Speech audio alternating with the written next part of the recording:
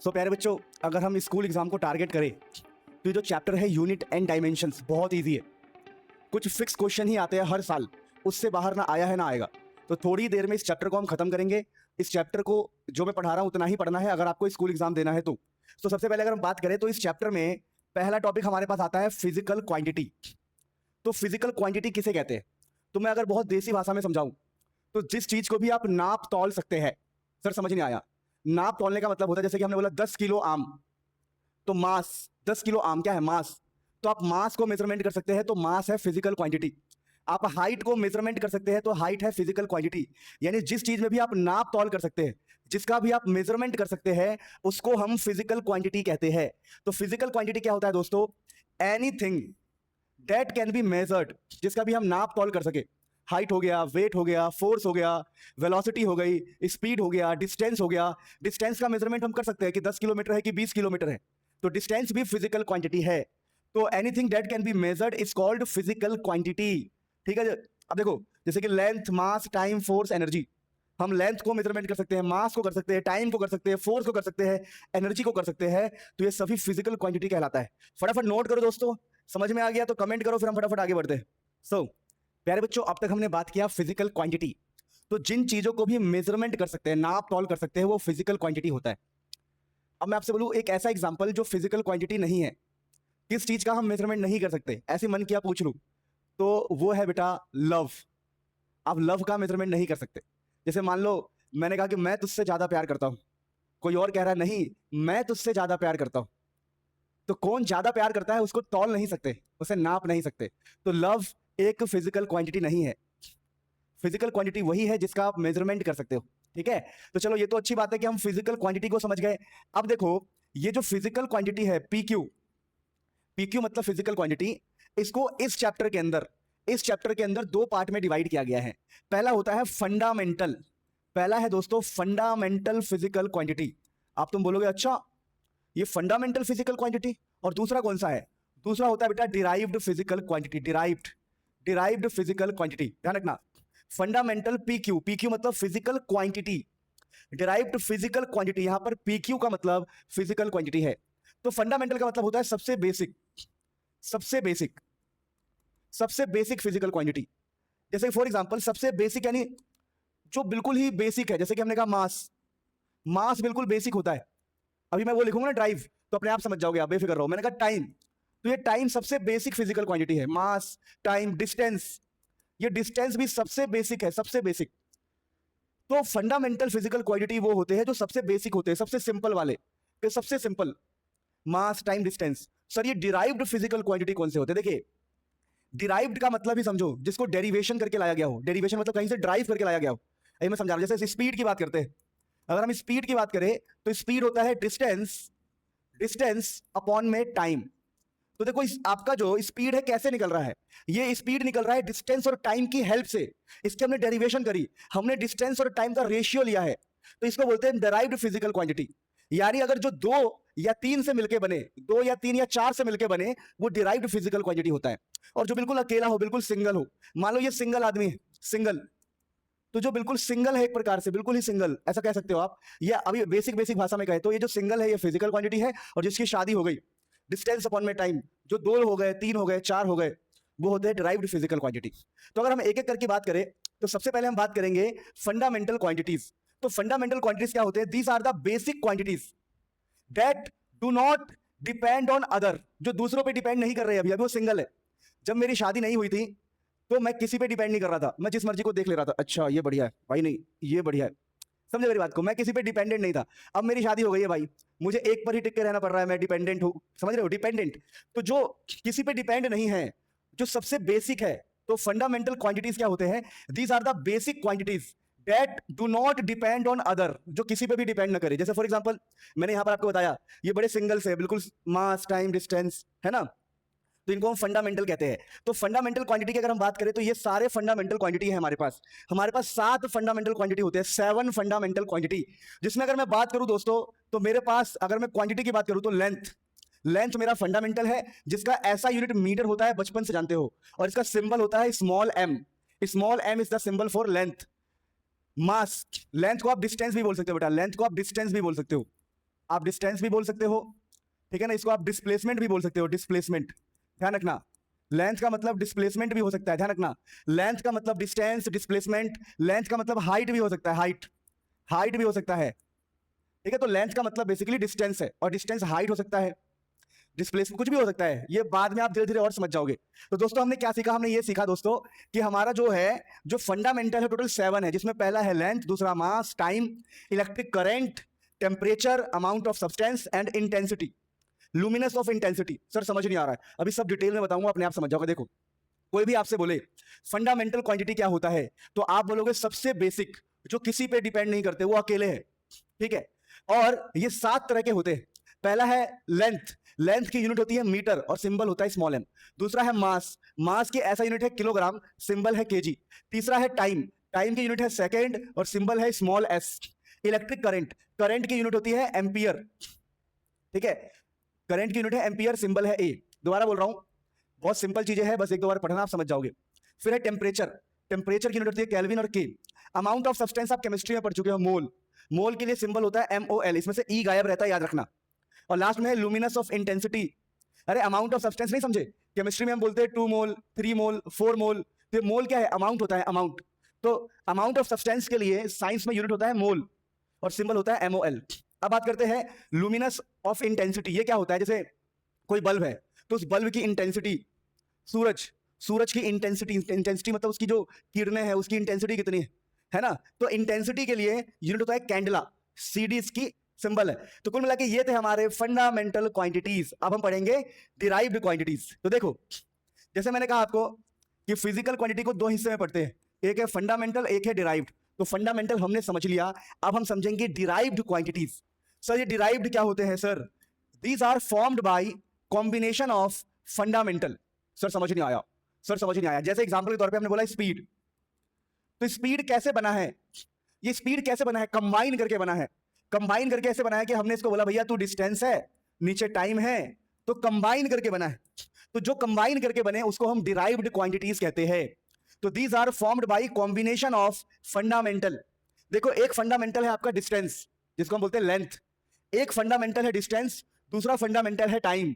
दोनों फंडामेंटल को डिवाइड किया या मल्टीप्लाई करो, जो मर्जी करो, अगर दो चीजों को कंबाइन करोगे तो बनेगा डिराइव्ड क्वांटिटीज, ठीक है।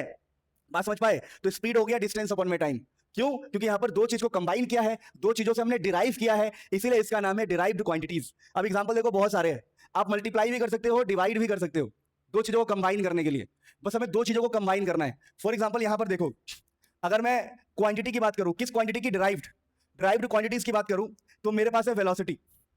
वेलोसिटी कैसे निकलता है? तो कह सकते हो कि डिस्प्लेसमेंट अपॉन में टाइम या फिर डिस्टेंस अपॉन में टाइम, है ना। तो ये देखो डिस्टेंस को हमने डिवाइड किया है टाइम से, इसको लिखते कैसे? ऐसे लिखते, देखो वेलोसिटी को लिखा ऐसे जाता है, वेलोसिटी बाद में पढ़ोगे तो पता लगेगा, ये होता है डिस्प्लेसमेंट, डिस्प्लेसमेंट अपॉन में टाइम, ठीक है।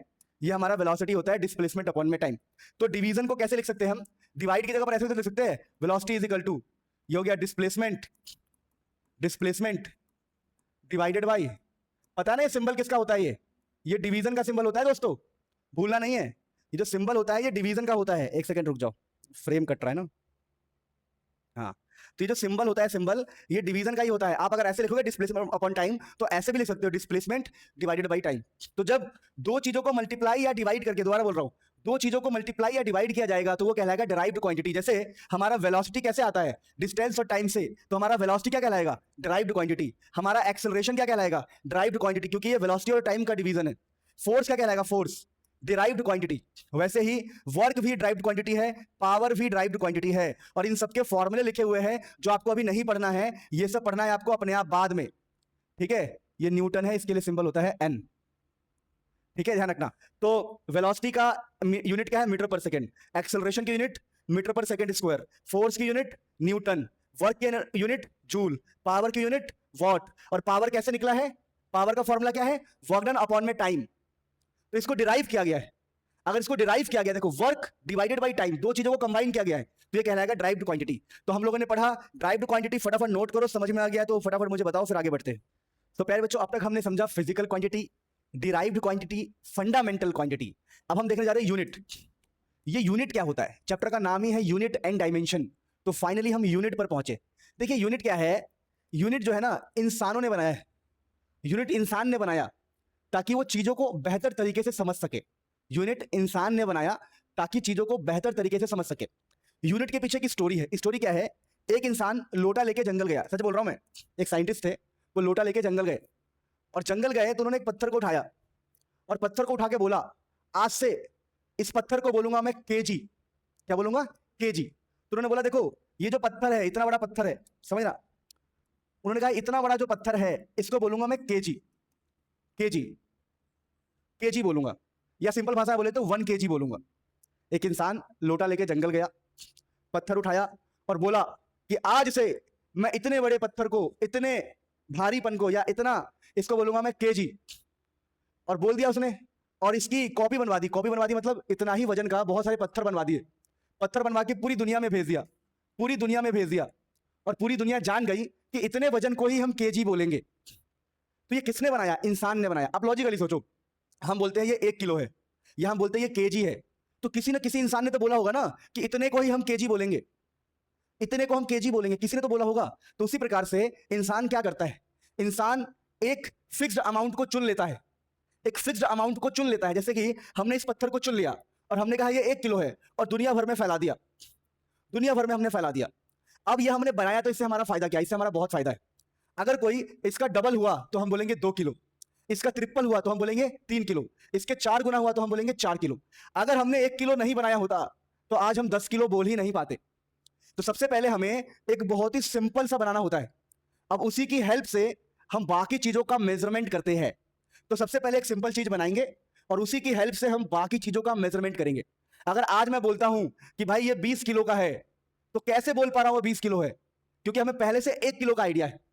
अगर हमें 1 किलो का आइडिया है तो हम बोलेंगे अच्छा ये 20 गुना ज्यादा भारी होगा, 1 किलो से 20 गुना ज्यादा भारी होगा। तो जो केजी है, केजी यूनिट है, यूनिट। तो ये यूनिट किसने बनाया? इंसान ने बनाया। एक फिक्स्ड क्वांटिटी, कह सकते हो एक फिक्स्ड क्वांटिटी, एक फिक्स्ड, या कह सकते हैं स्टैंडर्ड, एक स्टैंडर्ड क्वांटिटी है, स्टैंडर्ड है ये। सबसे पहले हम स्टैंडर्ड बनाते हैं, फिक्स्ड बनाते हैं छोटा सा, फिर उसकी हेल्प से हम बड़ी बड़ी काम कर सकते हैं। अगर बोलता हूं 100 किलो, तो 100 किलो का मतलब है ऐसे 100 पत्थर, ठीक है? तो यूनिट क्या होता है समझिएगा, यूनिट एक स्टैंडर्ड क्वांटिटी होता है, एक फिक्स्ड क्वांटिटी होता है। स्टैंडर्ड मतलब फिक्स्ड क्वांटिटी, यूज्ड, जिसका यूज किया जाता है टू मेजर समथिंग। यूनिट एक फिक्स्ड क्वांटिटी है, यूनिट एक स्टैंडर्ड क्वांटिटी है जिसकी हेल्प से हम बाकी चीजों का मेजरमेंट करेंगे। जैसे कि लेंथ के लिए होता है मीटर। जैसे हम कहते हैं देखो ये 1 मीटर है, आपने स्केल देखा होगा 1 मीटर का, वो स्टील का स्केल जिससे टीचर लोग मारते हैं बचपन में। देखो आपके टाइम पर तो नहीं पता, हमारे टाइम पर टीचर लोग बहुत बेरहम होते थे। जैसे कि मैं अपने इंसिडेंट बता रहा हूँ, मेरा एडमिशन हुआ था 6th क्लास में एक स्कूल में, तो मैं थोड़ा लेट हो गया था, पहले दिन ही लेट हो गया था, किसी वजह से लेट हो गया हूँ मुझे नहीं पता, मैं बहुत शरीफ बच्चा था। सर ने मुझे बुलाया, गवर्नमेंट स्कूल था, सर ने बोला मुर्गा बनो। मैंने कहा भाई गलती हुई है, मुर्गा बनेंगे। तो मुर्गा बना तो सर को लग रहा है इसको कुछ भी नहीं हो रहा है मुर्गा बनने से, तो मेरे ऊपर बैग रख दिया, 1 बैग 2 बैग 3 बैग। अब मेरा जो घुटना ऐसे कांप रहा है, पसीने गिर रहे हैं, गर्मी का टाइम, अब मैं बहुत अंदर से परेशान। फिर सर को लग रहा है अभी भी इसको कुछ नहीं हो रहा है। सर खड़े हुए, सर ने ऐसे कोनी मारी, ऐसे फट पीठ पे बैग हटा के, आज तक याद है। देखो 6th क्लास की बात आज तक याद है। तो पहले के टीचर बहुत खतरनाक हुआ करते थे, और मेरी छोड़ो, सुनील सर को क्या मारा था, सुनील सर को टांग टांग के मारा था। सच में पहले टांगते थे भाई, पहले बहुत खतरनाक टीचर हुआ करते थे। चलो फिलहाल मैं अगर बात करूं तो ये मान लो हमने कहा जी ये मीटर है, मीटर, मीटर का मतलब 1 मीटर, ठीक है? 1 हम लिखते नहीं है, 1 लिखते नहीं है इसलिए हमें लगता नहीं है, पर ये मीटर है। तो जब हमने मीटर बनाया तभी तो हम बोल पाएंगे कि भाई तू 2 मीटर का है, तू 4 मीटर का है, तू 10 मीटर का है। तो सबसे पहले हम एक स्केल बनाते हैं मीटर का, और इसी की हेल्प से हम बताते हैं। अगर कोई छोटा है तो हम बोलेंगे तू आधे मीटर का है, कोई इसके 2 गुना है, इस स्केल के 2 गुना है, तो हम बोलेंगे तू 2 मीटर का है। तो बेटा पहले हमें स्टैंडर्ड क्वांटिटी बनाना होता है, ठीक है? तो देखिए, तो मास के लिए हमने क्या बनाया हुआ है, मास के लिए हमने किलोग्राम बनाया हुआ है, और टाइम के लिए हमने सेकंड बनाया हुआ है। तभी हम बोलते हैं कि भाई, हम आमतौर पे क्या बोलते हैं, बस भाई 5 सेकंड में आ रहा हूं, भाई 2 सेकंड रुक जा बस, क्या आप मुझे 2 सेकंड दे सकते हो? हम सेकंड बार बार यूज करते हैं, पता है क्यों? सेकंड हमारी ऐसा यूनिट है, ठीक है? और जनरली मीटर में होता है मेजरमेंट। अगर प्रोफेशनल लेवल पे आप जाओगे ना तो 2 मीटर 4 मीटर, जो वेल्डिंग वाले होते हैं मीटर में ही बात करते हैं। चलो, तो इस प्रकार से हमने यूनिट समझा, और कि एक फिक्स्ड क्वांटिटी होता है, इंसानों ने बनाया, एक बार बना के रख दिया, पूरी दुनिया में फैला दिया। अब उसी की हेल्प से हम मेजरमेंट करते हैं या कंपैरिजन करते हैं। मेजरमेंट की जगह वर्ड यूज कर सकते हो कंपैरिजन, ठीक है? नोट करो, फिर आगे बढ़ते हैं। देखो फाइनली हम डायमेंशन पे आ गए हैं। अब देखिए डायमेंशन की डेफिनेशन आपसे कोई नहीं पूछेगा एग्जाम में, पर फिर भी हम डायमेंशन के बारे में थोड़ी इन्फॉर्मेशन ले लेते हैं। अब देखो ये डायमेंशन क्या होता है, इसको समझाने के लिए ना मैं पहले एक एग्जांपल लूंगा। सपोज करो किसी ने मुझसे कहा वॉल्यूम, तो मैं वॉल्यूम पता है क्या बताऊंगा उसको, वॉल्यूम बताऊंगा देखो लेंथ इन, जैसे ऐसे बताऊंगा वॉल्यूम को। अगर मान लो मेरे पास एक क्यूब है, एक सिंपल एग्जांपल लेते हैं क्यूब, और मुझसे किसी ने बोला कि भैया तुम्हें क्यूब की वॉल्यूम निकालनी है, क्यूब की वॉल्यूम। तो आप बोलोगे देखो जी वॉल्यूम होता है side into side into side, यही तो बोलोगे, side into side into side. तो ये जो साइड है ये डिस्टेंस है, दूसरा साइड भी इसका डिस्टेंस ही होता है, और तीसरा साइड भी इसका डिस्टेंस ही है, side into side into side, और तीनों साइड क्या है डिस्टेंस। तो हम क्या कहते हैं कि चलो भाई ये काम करते हैं, डिस्टेंस, डिस्टेंस के लिए एक सिंबल बनाते हैं एल। डिस्टेंस के लिए हमने एक सिंबल बनाया है L, L is a symbol for distance. यानी कहने का मतलब क्या है कि अगर कोई लेंथ है लेंथ, तो उसके लिए भी एल बोलोगे आप। अगर किसी की विड्थ है विड्थ, तो उसके लिए भी एल बोलोगे। किसी की लेंथ विड्थ हाइट है हाइट, तो हाइट के लिए भी आप एल ही बोलोगे। क्यों? क्योंकि डिस्टेंस का मतलब एल होता है। तो लेंथ भी डिस्टेंस है, विड्थ भी डिस्टेंस है, और हाइट भी क्या है डिस्टेंस। अरे डिस्टेंस ही तो है। तो मेरे कहने का मतलब क्या है समझो, यहां पर हम लोगों ने सबसे पहले कुछ सिंबल डिसाइड किया कि भाई डिस्टेंस को एल बोलेंगे, लेंथ को भी एल बोलेंगे, विड्थ को भी एल बोलेंगे, हाइट को भी एल बोलेंगे। अब हम बोलेंगे देखिए जी जो वॉल्यूम है वो है side into side into side, यानी L into L into L. तो हमने बोल दिया जी एल क्यूब। तो ये जो एल क्यूब है, ये जो एल क्यूब है, इसी को बोलते हैं डायमेंशनल फॉर्मूला, इसी को बोलते हैं डायमेंशनल फॉर्मूला, डायमेंशनल फॉर्मूला, ये डायमेंशनल फॉर्मूला है। तो अगर आपसे कोई बोले कि डायमेंशनल क्या है, डायमेंशंस क्या है, तो आप डायमेंशन पता क्या बताओगे, आप ये बताओगे कि भैया कोई चीज कैसे डिपेंड कर रही है एल पे, लेंथ पे, या कैसे डिपेंड करेगी किसी और चीज पे। अभी धीरे धीरे समझ में आएगा। जैसे और एक और एग्जांपल लेता हूं, समझो, एक और एग्जांपल लेता हूं समझाने के लिए। मान लो किसी ने बोला कि जी, किसी ने बोला जी एरिया, तो एरिया क्या होता है, दो बार साइड इंटू साइड। तो आप बताओगे देखो जी साइड इंटू साइड है मतलब ये एल इंटू एल है, मतलब ये एल स्क्वायर है। यानी एरिया के फॉर्मूले को शॉर्टकट में लिख रहे हैं हम, समझ पा रहे हो? एरिया के फॉर्मूले को हम शॉर्टकट में लिख रहे हैं। अभी धीरे धीरे आप समझ जाओगे। जैसे मैं एक और एग्जांपल देता हूं, सपोज करो स्पीड है, स्पीड, तो स्पीड होता है डिस्टेंस, समझो, स्पीड होता है डिस्टेंस अपॉन में टाइम। अब धीरे धीरे समझ जाओगे, वेट करो। तो आपने डिस्टेंस को एल बोल सकते हो और टाइम को बोल सकते हो टी। तो यहां पर क्या होगा देखो, ये जब टी ऊपर जाएगा तो पता क्या बन जाएगा, ये बन जाएगा एल टी माइनस वन। तो आप बोलोगे देखो जो हमारा जो स्पीड है, स्पीड के लिए हम एल टी माइनस वन लिख सकते हैं, एल टी माइनस वन। यानी कहने का मतलब क्या है, जब आप डायमेंशन पढ़ते हो ना, तो डायमेंशन में कुछ भी नहीं करना होता, चीजों को कन्वर्ट करना होता है। किस में कन्वर्ट करना होता है? एम में, एल में, या टी में कन्वर्ट करना होता है। एम में, एल में, या टी में कन्वर्ट करना होता है। जैसे कि हमने वॉल्यूम को एल में कन्वर्ट कर दिया, हमने बोला भाई वॉल्यूम होता है side into side into side, यानी L into L into L into L होता है जी, side into side into side. तो हमने एल में कन्वर्ट करके लिख दिया, तो ये कहलाएगा डायमेंशन। या फिर हमने बोला जी स्पीड, स्पीड होता है डिस्टेंस अपॉन में टाइम, डिस्टेंस को एल लिखेंगे, टाइम को टी लिखेंगे, तो ये हो गया एल टी माइनस वन। जब ये टी ऊपर जाएगा बेटा माइनस वन हो जाएगा, तो ये एल टी माइनस वन क्या हो गया, डायमेंशन हो गया। तो डायमेंशन में क्या होता है देखिए, डायमेंशन में क्या है, डायमेंशन टेल्स अस, डायमेंशन हमें बताएगा, dimension tell us how a quantity depend on mass, length and time. Quantity कैसे मास, लेंथ और टाइम से जुड़ा हुआ है। जैसे वॉल्यूम जुड़ा हुआ है एल क्यूब से, एरिया जुड़ा हुआ है एल स्क्वायर से, स्पीड जुड़ा हुआ है डिस्टेंस टाइम से, मतलब कि एल टी माइनस वन से, या फिर एल वाई टी से जुड़ा हुआ है। समझ पा रहे हो? जैसे एक और एग्जांपल देता हूं, देखो जैसे हमारा एक्सेलरेशन जो है ना, एक्सेलरेशन, ये velocity, change in velocity upon में टाइम होता है, ठीक है? तो आप स्पीड या वेलोसिटी सेम ही होता है, आपको पता होगा थोड़ा बहुत, ठीक है, ऑलमोस्ट अभी सेम मानो। तो आपने स्पीड का निकाला या वेलोसिटी का निकाला, एक ही बात है। तो स्पीड या वेलोसिटी होता है एल टी माइनस वन। तो आप लिख सकते हो, देखो अगर मुझे एक्सेलरेशन का निकालना है, समझना ध्यान से, अगर मुझे एक्सेलरेशन का लिखना है तो एक्सेलरेशन होता है वेलोसिटी अपॉन में टाइम, और वेलोसिटी का आप पहले ही निकाल चुके हो ऊपर, एल टी माइनस वन। ये स्पीड वेलोसिटी एक ही बात है, एल टी माइनस वन। तो वेलोसिटी की जगह लिख दिया आपने एल टी माइनस वन, और नीचे एक और टाइम आएगा। तो यहां से आप बोलोगे देखो जी एक्सेलरेशन का क्या आ गया, एक्सेलरेशन का आ गया कि देखो ऊपर है एल टी माइनस वन और नीचे है टी, तो टी ऊपर चला जाएगा, तो हो जाएगा एल टी माइनस टू। तो क्या सीखने में मिल रहा है? ये सीखने में मिल रहा है कि हम सभी फॉर्मूले को एम एल टी में कन्वर्ट कर रहे हैं, जहां एम का मतलब मास है, एल का मतलब डिस्टेंस है, और टी का मतलब टाइम है। तो डायमेंशन टेल्स, डायमेंशन बताएगा how a quantity depends on mass, length and time. एक क्वांटिटी मास, लेंथ और टाइम पर कैसे डिपेंड करता है? या तो मास की कुछ पावर होगी, या लेंथ की कुछ पावर होगी, या टाइम की कुछ पावर होगी। जहां पर ए बी सी क्या है, पावर्स। जैसे यहां पर देखो एल की पावर 3 है, तो यहां पर बी की वैल्यू क्या होगी बताओ, 3। अरे एल की पावर 3 है ना, तो एल की पावर यहाँ पर बी है, बी। तो कह सकते हो कि, समझ पा रहे मेरी बात को, नहीं समझ पाए? जैसे यहाँ पर लिखा है एल की पावर 3 और यहाँ लिखा है एल की पावर बी। तो ऐसा ही होगा हमेशा, कुछ एल की पावर होगा, कुछ टी की पावर होगा, कुछ एम की पावर होगा। तो यहां पर हमने देखो जैसे कि यहां पर है L1 T-1, यहां पर क्या है L1 T-2। तो डायमेंशन में क्या करना होता है, चीजों को मास लेंथ टाइम में कन्वर्ट करना होता है। जैसे मैं आपको पूरा एक प्रॉपर बताता हूं तरीका, जैसे मैं कुछ चीजें बता रहा हूं जो आपको याद करनी, जैसे स्पीड, स्पीड या वेलोसिटी। स्पीड या वेलोसिटी को आप हमेशा लिखोगे ऐसा कुछ, डिस्टेंस या डिस्प्लेसमेंट जो भी है। तो ये पता क्या आएगा, देखो एक आएगा L, नीचे आएगा T, तो ये जाएगा L1 T-1। देखो ना, डिस्टेंस अपन में टाइम, तो L/T, L1 T-1। मान लो किसी ने बोला जी हमें एक्सेलरेशन का निकालना है, एक्सेलरेशन। तो एक्सेलरेशन में आप बोलोगे जी वेलोसिटी, फॉर्मूला होगा वेलोसिटी अपॉन में टाइम।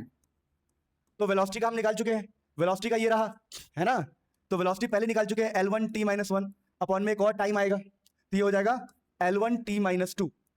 वैसे हम चाहे तो फोर्स का निकाल सकते हैं, फोर्स का डायमेंशन। फोर्स का क्या होगा, तो फोर्स का होगा दोस्तों मास इंटू एक्सेलरेशन। आपको नहीं पता बता दूं, मास इंटू एक्सेलरेशन होता है फोर्स। आपने बचपन में पक्का पढ़ा होगा, और नहीं पढ़ा तो फ्यूचर में पढ़ोगे। तो दोस्तों मास के लिए m होगा सिंबल, मास का सिंबल m होगा, और एक्सेलरेशन हम निकाल चुके हैं, एक्सेलरेशन क्या होगा L1 T-2। तो L1 T-2, तो M1 L1 T-2, m की पावर a, l की पावर b, t की पावर c। तो ये देखो फोर्स का डायमेंशन हो गया, फोर्स का। अच्छा, इसको ना ब्रैकेट में लगाया जाता है, जैसे आपने पीछे देखा होगा, इनको ना ब्रैकेट में लगाया जाता है, ध्यान रखना, ठीक है। ब्रैकेट में, अगर आपको याद हो, किसी का भी फॉर्मूले को ब्रैकेट में लिखना होता है, ठीक है। तो देखो यहां से हम लोगों ने पता किया कि यार कैसे कैसे स्पीड को हम LT में कन्वर्ट कर सकते हैं, एक्सेलरेशन को कन्वर्ट कर सकते हैं, बस फॉर्मूला पता होना चाहिए। कैसे हमने फोर्स का फॉर्मूला लिखा, मास इंटू एक्सेलरेशन। हमने एक्सेलरेशन को याद कर लिया, मास इंटू में एक्सेलरेशन। अब मान लो किसी ने कहा जी वर्क, चलो जो जो याद करने हैं मैं आपको बता दूंगा, ठीक है। कौन कौन से याद करने हैं बस याद कर लेना, उससे सारा काम हो जाएगा आपका। तो देखिए, तो मास के लिए m लिखना है, लेंथ के लिए l लिखना है, टाइम के लिए t लिखना है, और सबको इसी में कन्वर्ट करना है, सबको MLT में कन्वर्ट करना है। इसी को हम बोलते हैं डायमेंशन लिखना, ठीक है। तो कोई आपसे बोले कि बताओ वॉल्यूम की डायमेंशन क्या है, तो आप क्या बोलोगे, इसकी l की पावर क्या है 3। तो l की पावर 3 है, यानी डिस्टेंस l की पावर 3 है, तो इसकी डायमेंशन क्या आएगी कि l की पावर क्या है, पावर 3, ये डायमेंशन है। समझ पा रहे हो? तो इस प्रकार से हमने डायमेंशन को समझा, प्लीज नोट करो, समझ में आ गया तो बताओ, फिर आगे बढ़ते हैं। अब देखो हमने कुछ इंपॉर्टेंट डायमेंशनल फॉर्मूला लिखा है जो एक स्कूल एग्जाम के बच्चे को पता होना चाहिए, जैसे कि वेलोसिटी का LT-1, एक्सेलरेशन का LT-2, फोर्स का M1 L1 T-2 ही बताया था। वैसे आप वर्क या एनर्जी का याद रखोगे, वर्क एंड एनर्जी का सेम होता है, वर्क एनर्जी का होता है ML² T-2। आप पावर का भी याद रखोगे ML² T-3। आप प्रेशर का भी याद रखोगे ML-1 T-2, और डेंसिटी का भी याद रखोगे ML-3। देखो ये सब चीजें धीरे धीरे आपको अपने आप अच्छे तरीके से आ जाएगी, लेकिन स्टार्टिंग में इसको याद करने में ही फायदा है। याद करने में क्यों फायदा है, क्योंकि मैं जब कुछ क्वेश्चंस कराऊंगा तो आप इजीली कर पाओगे। मैं करवाता हूं कुछ क्वेश्चंस, अब देखो कैसे चीजें काम आएगी। ये जो हम याद कर रहे हैं ये कैसे हमारे काम आएगी वो मैं आपको समझाता हूं। देखो सबसे पहले मान लो क्वेश्चन ऐसा आ जाए कभी, बोले कि देखो जी आपको डायमेंशनल फॉर्मूला फाइंड करना है प्लैंक्स कांस्टेंट का। आपको प्लैंक्स कांस्टेंट का डायमेंशन फॉर्मूला फाइंड करना है, डायमेंशन फाइंड करना है। जहां पर जो h है, h, ये h होता है प्लैंक्स कांस्टेंट, E का मतलब एनर्जी है, एंड F का मतलब फ्रीक्वेंसी है, और जो F है ना वो 1/T होता है। ये सब नॉलेज आपके पास है या फिर आपको एग्जामिनर देगा, और नहीं भी देगा ना तो आप पढ़ते पढ़ते पढ़ते पढ़ते अपने आप सीख जाओगे। जब कोई बच्चा पहली बार इस चैप्टर को देखेगा तो डर जाएगा, लेकिन आप केमिस्ट्री में ये फॉर्मूला पढ़ते हो, केमिस्ट्री फिजिक्स दोनों में ये फॉर्मूला पढ़ते हो, तो आपको टेंशन लेने की जरूरत नहीं है। इसको फिलहाल थोड़ा समझना है और याद करना है, धीरे धीरे आप समझ जाओगे समय के साथ। तो क्वेश्चन आ गया कि भैया ऐसी बात है कि मुझे निकालना है dimension formula of Planck constant, यानी h, इस h का डायमेंशन फॉर्मूला निकालना है। तो इस h को आप कैसे निकालोगे? इस h को निकालने के लिए कुछ मत करो, आप इस E को और इस F को इधर लेके आओ, E के नीचे F को ले जाओ। एनर्जी के नीचे अगर F को ले जाओगे तो H निकल जाएगा।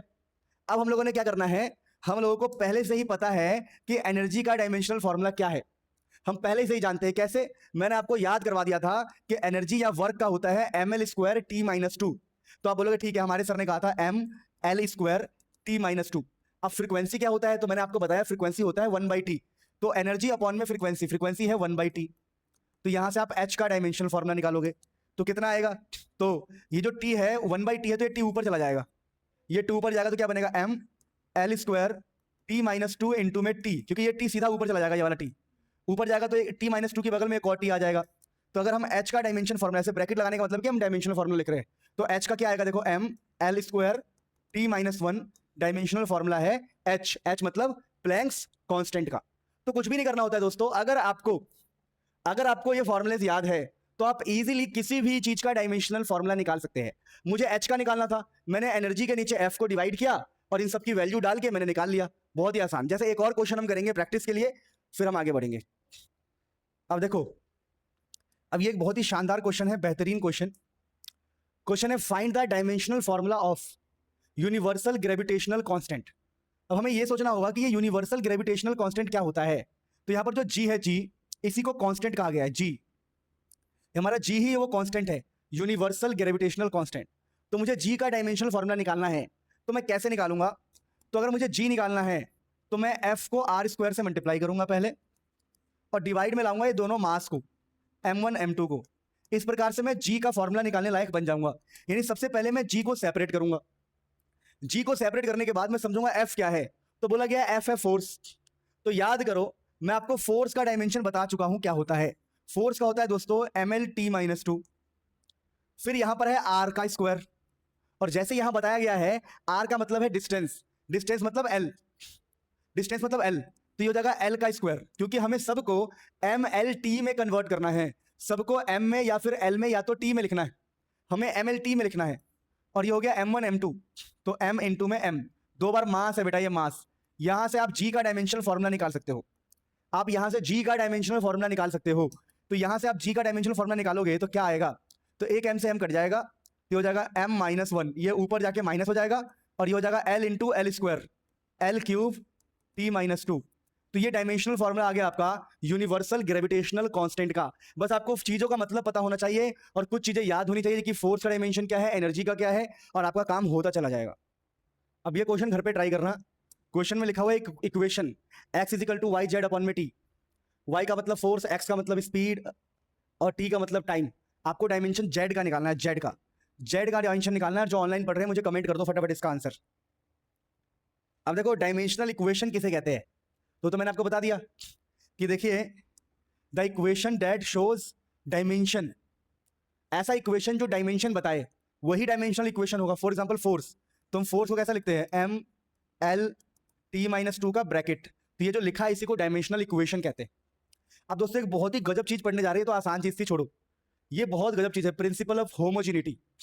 ये एग्जाम के लिए बहुत इंपॉर्टेंट है, यहां से बहुत सारे क्वेश्चन आते हैं एग्जाम में। प्रिंसिपल ऑफ होमोजिनिटी क्या कह रहा है, प्रिंसिपल ऑफ होमोजिनिटी कह रहा है कि देखो यार क्या पॉसिबल है और क्या पॉसिबल नहीं है। जैसे मैंने बोला कि 3 आम प्लस 1 केला, क्या आंसर आएगा?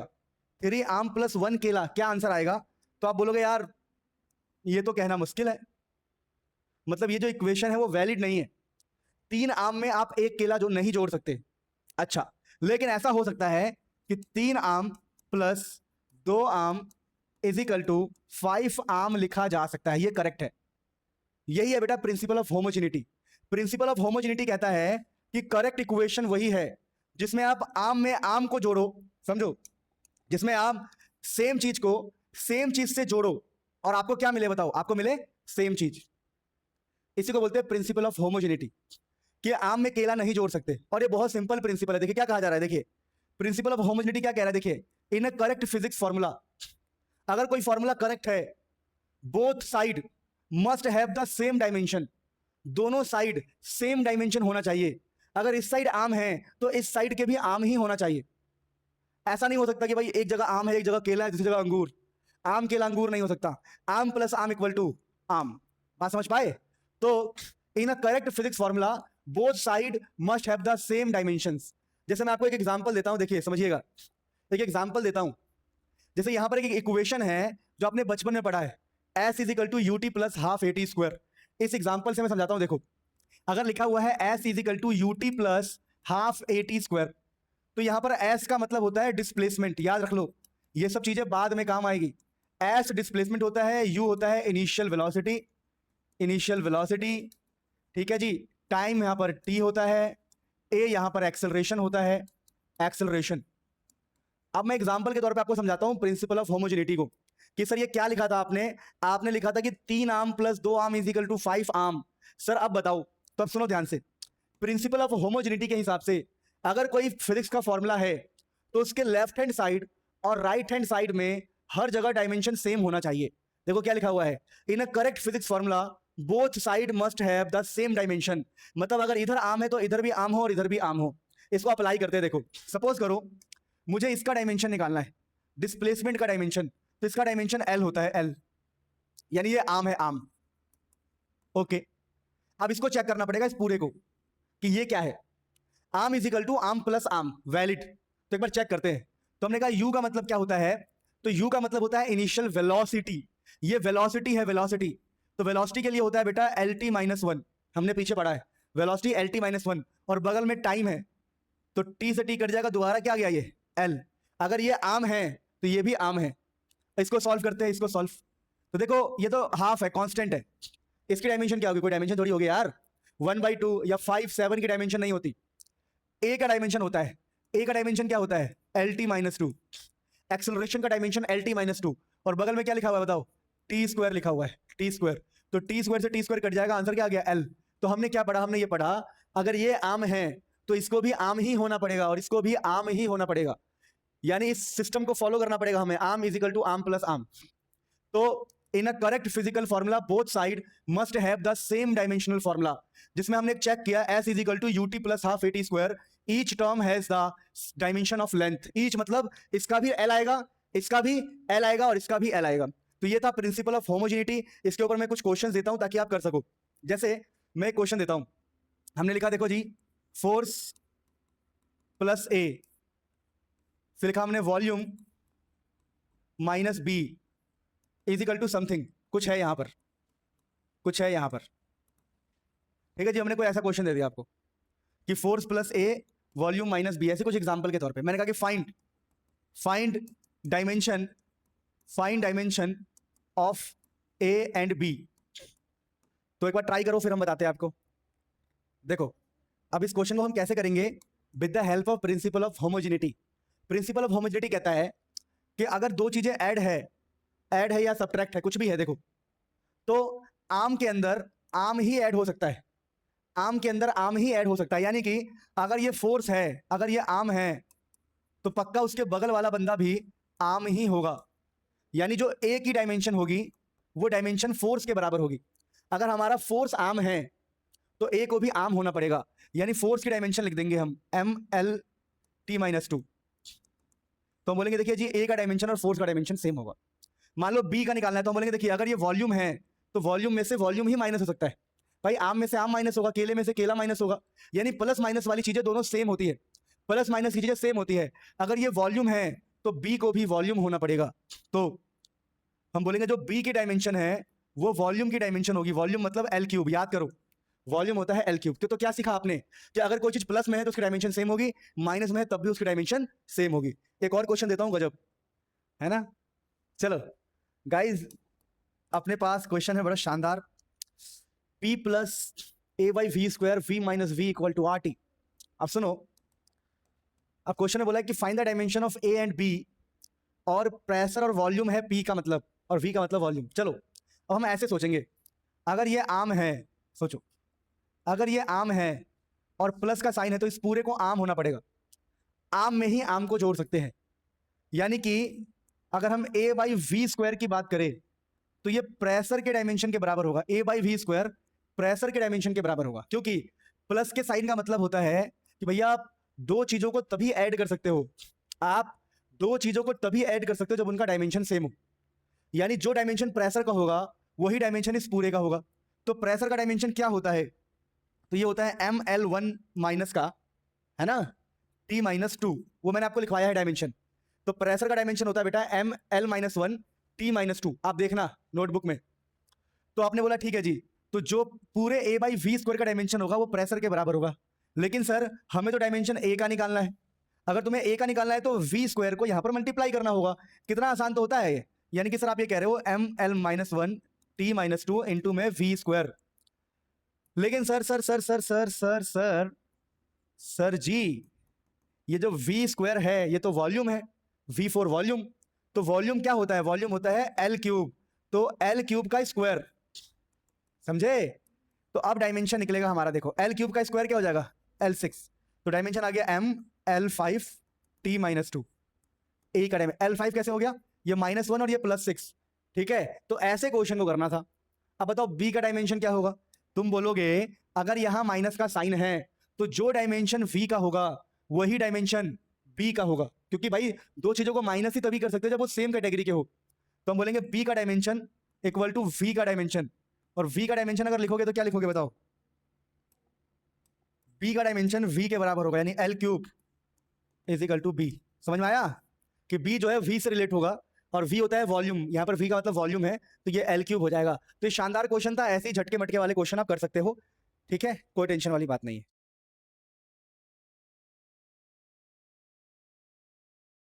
अभी हम देखने जा रहे हैं बहुत ही इंटरेस्टिंग टॉपिक, डायमेंशन का यूज, कि सर आपने डायमेंशन पढ़ाया और बहुत सारी चीजों का डायमेंशन आप धीरे धीरे अपने आप जान जाओगे।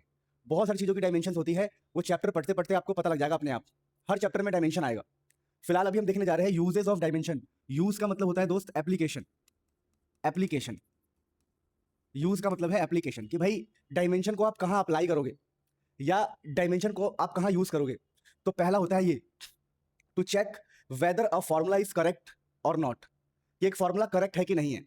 तो हम अभी पहला एप्लीकेशन देख रहे हैं, फिर हम दूसरा देखेंगे, तीसरा देखेंगे, चौथा देखेंगे। वैसे मेनली 3 एप्लीकेशन है, चौथा आप पहले ही पढ़ चुके हैं, बस आपको पता नहीं है, बताऊंगा कैसे, ठीक है। तो कुल मिला के to check whether a formula is correct, तो पहले हम पहला वाला ही डिस्कस कर रहे हैं, इन दोनों को अभी छोड़ दो। पहला वाला क्या है, to check whether a formula is correct और नॉट, यानी हमारा बहुत सिंपल टॉपिक है कि हम करेक्टनेस को चेक करेंगे, बड़ा ईजी है। तो करेक्टनेस चेक करने का है, मैं आपको PYQ देता हूँ करेक्टनेस।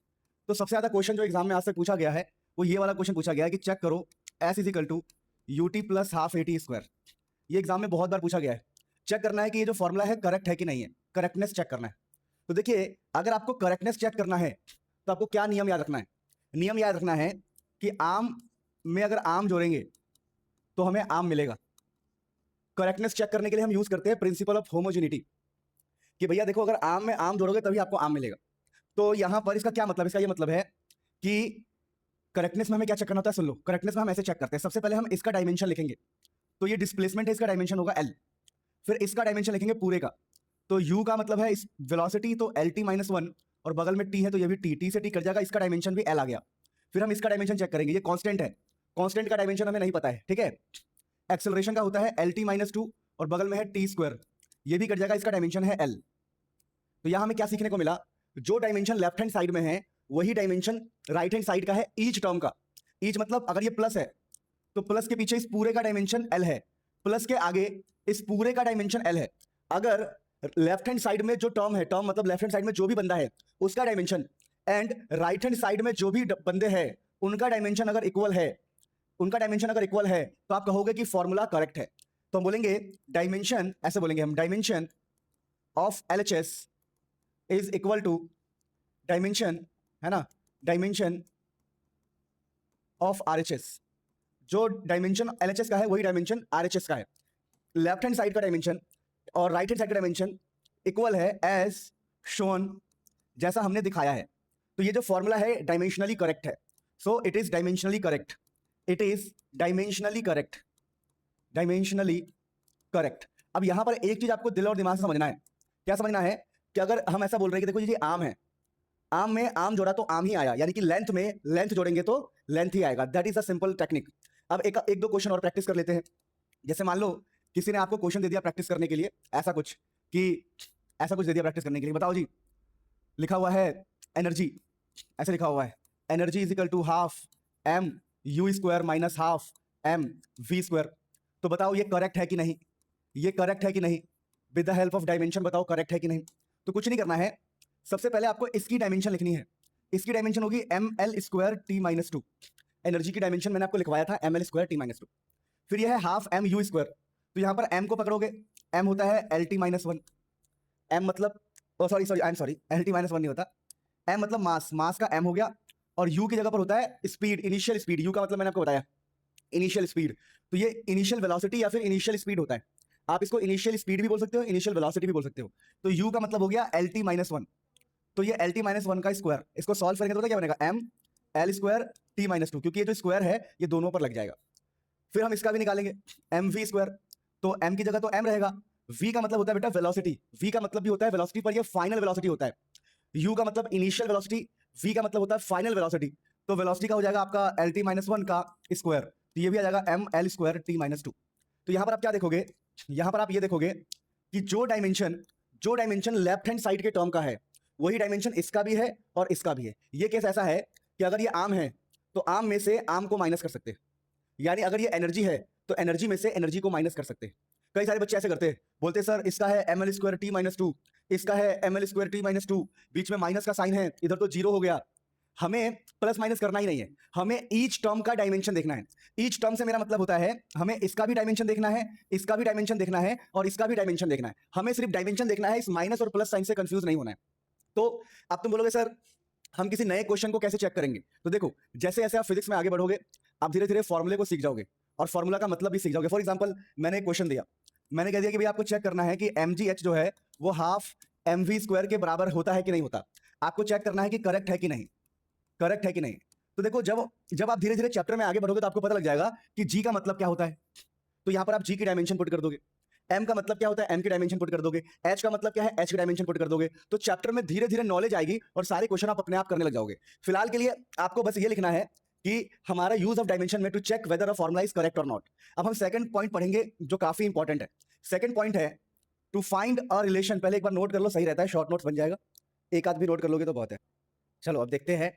अब हमने फर्स्ट तो पढ़ लिया एप्लीकेशन की हम करेक्टनेस चेक कर सकते हैं। सेकंड एप्लीकेशन क्या है? To find relation between quantities, relation between quantities. अब ये रिलेशन क्या है? देखिए रिलेशन का मतलब होता है फॉर्मूला, तो हमें फॉर्मूला फाइंड करना होता है to find a formula between quantities. अब ये क्या है क्वांटिटीज आप समझ जाओगे जब हमें क्वेश्चन करेंगे। हमें फॉर्मूला फाइंड करना है क्वांटिटीज की हेल्प से। अब सर ये बात तो समझ नहीं आई, तो ये बात तो क्वेश्चन से ही समझ में आएगा। जैसे आपको ना ऐसे स्टेटमेंट दिया होगा, हमेशा आपको क्या करना होगा, एक स्टेटमेंट दिया होगा उस स्टेटमेंट को पढ़ना होगा और पढ़ के फॉर्मूला फाइंड करना है क्वांटिटीज की हेल्प से। समझ जाओगे। देखो लिखा है assuming that the time period of a simple pendulum. अब देखिए टाइम पीरियड क्या होता है, जैसे एक सिंपल पेंडुलम है, पेंडुलम। तो टाइम पीरियड से मतलब है जैसे कि ये पेंडुलम को समझो, अगर इस पेंडुलम को, पेंडुलम क्या होता है सबको बताना चाहिए। पेंडुलम वो होता है बेटा जैसे जो ऐसे ऐसे ऐसे ऐसे, बस जैसे मान लो एक ताला है, ताले को आपने लटका दिया और धक्का मार के छोड़ दो तो ऐसे ऐसे हिलता रहेगा, उसे पेंडुलम कहते हैं। ये होता है पेंडुलम जो ऐसे ऐसे ऐसे ऐसे हिलता रहता है, पेंडुलम। तो कह रहा है कि मान लो एक पेंडुलम को आपने यहां पे ले जाके छोड़ दिया, एक पेंडुलम को, ये सीधी लाइन है, सीधी लाइन से यहां पे जाके छोड़ दिया तो क्या होगा ये बताओ। ये ऐसे जाएगा और फिर ऐसे लौट आएगा, लौट आएगा, ऐसे जाएगा और लौट आएगा, तो जाके लौट आएगा। तो उसका जो टाइम है, टाइम क्या लिखा है, assuming that the time period of a simple pendulum, जो टाइम है वो डिपेंड करता है लेंथ पे। लेंथ मतलब इसकी लेंथ कितनी है, ये जो लेंथ है, इसकी लेंथ होगी ना कुछ पेंडुलम की, तो इसके लेंथ पे डिपेंड करता है, ऐसा कहा जा रहा है। तो देखिए डिपेंड का मतलब पूरी फिजिक्स में क्या होता है ये बात याद कर लो। डिपेंड का मतलब होता है डायरेक्टली प्रोपोर्शनल, ठीक है। तो time time period of a simple pendulum depends upon length. तो बेटा लेंथ ही क्वांटिटी है, लेंथ क्वांटिटी है, समझो ध्यान से। हमें लिखा हुआ था ना कि to find relation, to find formula between quantities. तो क्वांटिटीज मैंने आपको बताया था जिसको हम मेजरमेंट कर सकते हैं उसको हम फिजिकल क्वांटिटी कहते हैं। तो यहां पर क्वांटिटी का मतलब है लेंथ। तो लिखा है कि जो टाइम पीरियड है डिपेंड करता है लेंथ पे। अब यहां पर एक चीज हमेशा ध्यान रखना कि आपने पढ़ा है कि चाहे वो एम हो, चाहे एल हो, चाहे टी हो, उसकी कुछ ना कुछ पावर होगी। तो पावर बेटा हमें नहीं पता तो हम ए बी सी मानते हैं हमेशा पावर। तो हमें नहीं पता कि लेंथ की पावर क्या होगी, तो लेंथ की पावर हम ए मान रहे हैं, ठीक है, ध्यान रखना। तो टाइम किसी में भी ध्यान रखना, डायमेंशन का खेल यही है, या किसी भी फॉर्मूले में ना कुछ पावर होती है। जैसे मैंने कहा कि भाई काइनेटिक एनर्जी है हाफ एम वी स्क्वायर, तो देखो यहाँ पर वी की पावर 2 है ना, तो पावर कुछ ना कुछ हो सकता है फॉर्मूले के अंदर। एक्चुअली हम यहाँ पर फॉर्मूला बना रहे हम, चलो एक बार पहले पढ़ते हैं फिर हम बातें करेंगे, रुको। तो लिखा है कि टाइम पीरियड डिपेंड करता है एल पे। अब एल पे डिपेंड करता है, एल की कितनी पावर होगी हमें नहीं पता तो हमने ए मान लिया। फिर लिखा है कि मास पे भी डिपेंड करता है, टाइम पीरियड जो है मास पे डिपेंड करता है, तो मास की पावर बी, क्योंकि हमें नहीं पता एम की पावर क्या होगी। फिर लिखा है कि and acceleration due to gravity. अब देखिए एक्सेलरेशन ड्यू टू ग्रेविटी, तो टाइम पीरियड एक्सेलरेशन पे डिपेंड करता है। एक्सेलरेशन ड्यू टू ग्रेविटी को जी बोला गया है, G is acceleration due to gravity, यानी ग्रेविटी चीजों को नीचे खींचती है, तो वो जो एक्सेलरेशन है उसको जी बोला गया है, तो हमने मान लिया जी की पावर सी। अब लिखा है use the method of dimension, आप डायमेंशन का मेथड यूज करो और obtain the expression for the time period, और टाइम पीरियड का एक्सप्रेशन निकालो। एक्सप्रेशन का भी मतलब हमेशा फॉर्मूला होता है, इस बात को याद रखना। रिलेशन का मतलब भी फॉर्मूला और एक्सप्रेशन का मतलब भी फॉर्मूला होता है। तो आपको ना हमेशा क्वेश्चन में क्या मिलेगा, आपको क्वेश्चन में ऐसे रिलेशन मिलेंगे कि टाइम इस पे डिपेंड करता है, टाइम इस पे डिपेंड करता है, टाइम इस पे डिपेंड करता है। टाइम जो है टाइम है वो depends upon length of the pendulum, mass of the bob and acceleration due to gravity. अब देखो, तो ये है हमारे क्वांटिटीज। इन क्वांटिटीज की हेल्प से हमें टाइम पीरियड निकालना है। तो दोस्तों बहुत ही आसान तरीका होता है जो आप फॉलो करो। सबसे पहले आप इनको कंबाइन करोगे। देखो ये प्रोपोर्शनलिटी साइन होता है, ये डायरेक्टली प्रोपोर्शनल का साइन होता है। जब इसको हटाते हैं तो एक कांस्टेंट आता है, कांस्टेंट। प्रोपोर्शनलिटी साइन को हटाने पर कांस्टेंट आता है। जैसे ओम्स लॉ आपने पढ़ा था, V is directly proportional to I। फिर आपने यहाँ पर R लगाया था, R बोला था कांस्टेंट है, रेजिस्टेंस कांस्टेंट है। वैसे ही जब इनको मैं हटाऊंगा तो एक कांस्टेंट आएगा जिसको नाम दे रहा हूं मैं K, और ये बन जाएगा L की पावर A, M की पावर B एंड G की पावर C। अब दोस्तों ये हमारा फॉर्मूला रेडी है, बस इतना ही काम करना होता है। अब ये जो फॉर्मूला रेडी है इसमें क्या है जो हमें इंप्रूव करना है? तो इस फॉर्मूले में हमें क्या इंप्रूव करना है कि हमें पता ही नहीं है कि ये A क्या है, B क्या है, C क्या है। एक्चुअली में हमने ABC खुद ही माना था। देखो किसी भी फॉर्मूले में ऐसा, जैसे एक फॉर्मूला ऐसा भी होता है, जैसे हमने कहा कि फॉर्मूला देखो एनर्जी का फॉर्मूला हाफ mv², किसी फॉर्मूले में V की पावर होती है, किसी फॉर्मूले में ऐसा होता है कि आपने लिख दिया, जैसे आपने कुछ फॉर्मूला लिखा, सपोज करो मैं कोई फॉर्मूला लिख रहा हूँ H is equal to GT², ठीक है, GT² R³, तो किसी में T का स्क्वायर आ सकता है, किसी में क्यूब आ सकता है। तो दोस्तों हर फॉर्मूले में कुछ ना कुछ पावर आपको दिखाई देगा। तो हमने कहा कि अगर हम अपने टाइम का फॉर्मूला बनाएंगे तो टाइम के फॉर्मूले में भी कुछ ना कुछ पावर हो सकता है, और पावर हमें नहीं पता तो हम खुद से ABC हमने खुद से ही पावर मान लिया। तो हमने ABC खुद से पावर माना है, तो हमें ये ABC निकालना पड़ेगा। तो ABC निकालने के लिए हम क्या करते हैं, to find ABC, to find A, B and C, हम लोग क्या दिमाग लगाते हैं? हम लोग लगाते हैं दिमाग एक बहुत ही सिंपल। हम बोलते हैं लेफ्ट हैंड साइड में अगर टाइम है, लेफ्ट हैंड साइड में अगर टाइम है, टाइम की पावर 1, तो राइट हैंड साइड में भी टाइम होना चाहिए। क्योंकि देखो अगर हम लॉजिकली बात करें तो यहाँ इक्वल का साइन है। इक्वल का साइन होने का मतलब क्या है कि अगर इधर टाइम की पावर 1 है तो इधर भी टाइम की पावर 1 होना चाहिए। अभी आप क्वेश्चन करूंगा तो समझ जाओगे। अभी मैं बता रहा हूँ क्या करना है। देखो हमें ना अभी समझा रहा हूँ। देखो कांस्टेंट का कोई डायमेंशन नहीं होता, कांस्टेंट के डायमेंशन को मत लिखो, कांस्टेंट बाहर में जाए, आप लिखो लेंथ का डायमेंशन। ये जो लेंथ का डायमेंशन होता है L, तो L की पावर हो गई A। फिर है मास, चलो मास की पावर हो गई B, L की पावर A, मास की पावर B। G का मतलब था एक्सेलरेशन, G का मतलब बेटा एक्सेलरेशन है, और एक्सेलरेशन का मतलब होता है LT-2। तो यहाँ पर एक्सेलरेशन जो है आपका G है एक्सेलरेशन, तो LT-2 की पावर है C। तो यहाँ पर हम डायमेंशन की हेल्प लेते हैं पावर फाइंड करने के लिए। सुनना ध्यान से, पावर फाइंड करने के लिए हम डायमेंशन की हेल्प लेते हैं कि यहाँ पर अगर टाइम की डायमेंशन है तो यहाँ भी सबकी डायमेंशन लिखना पड़ेगा।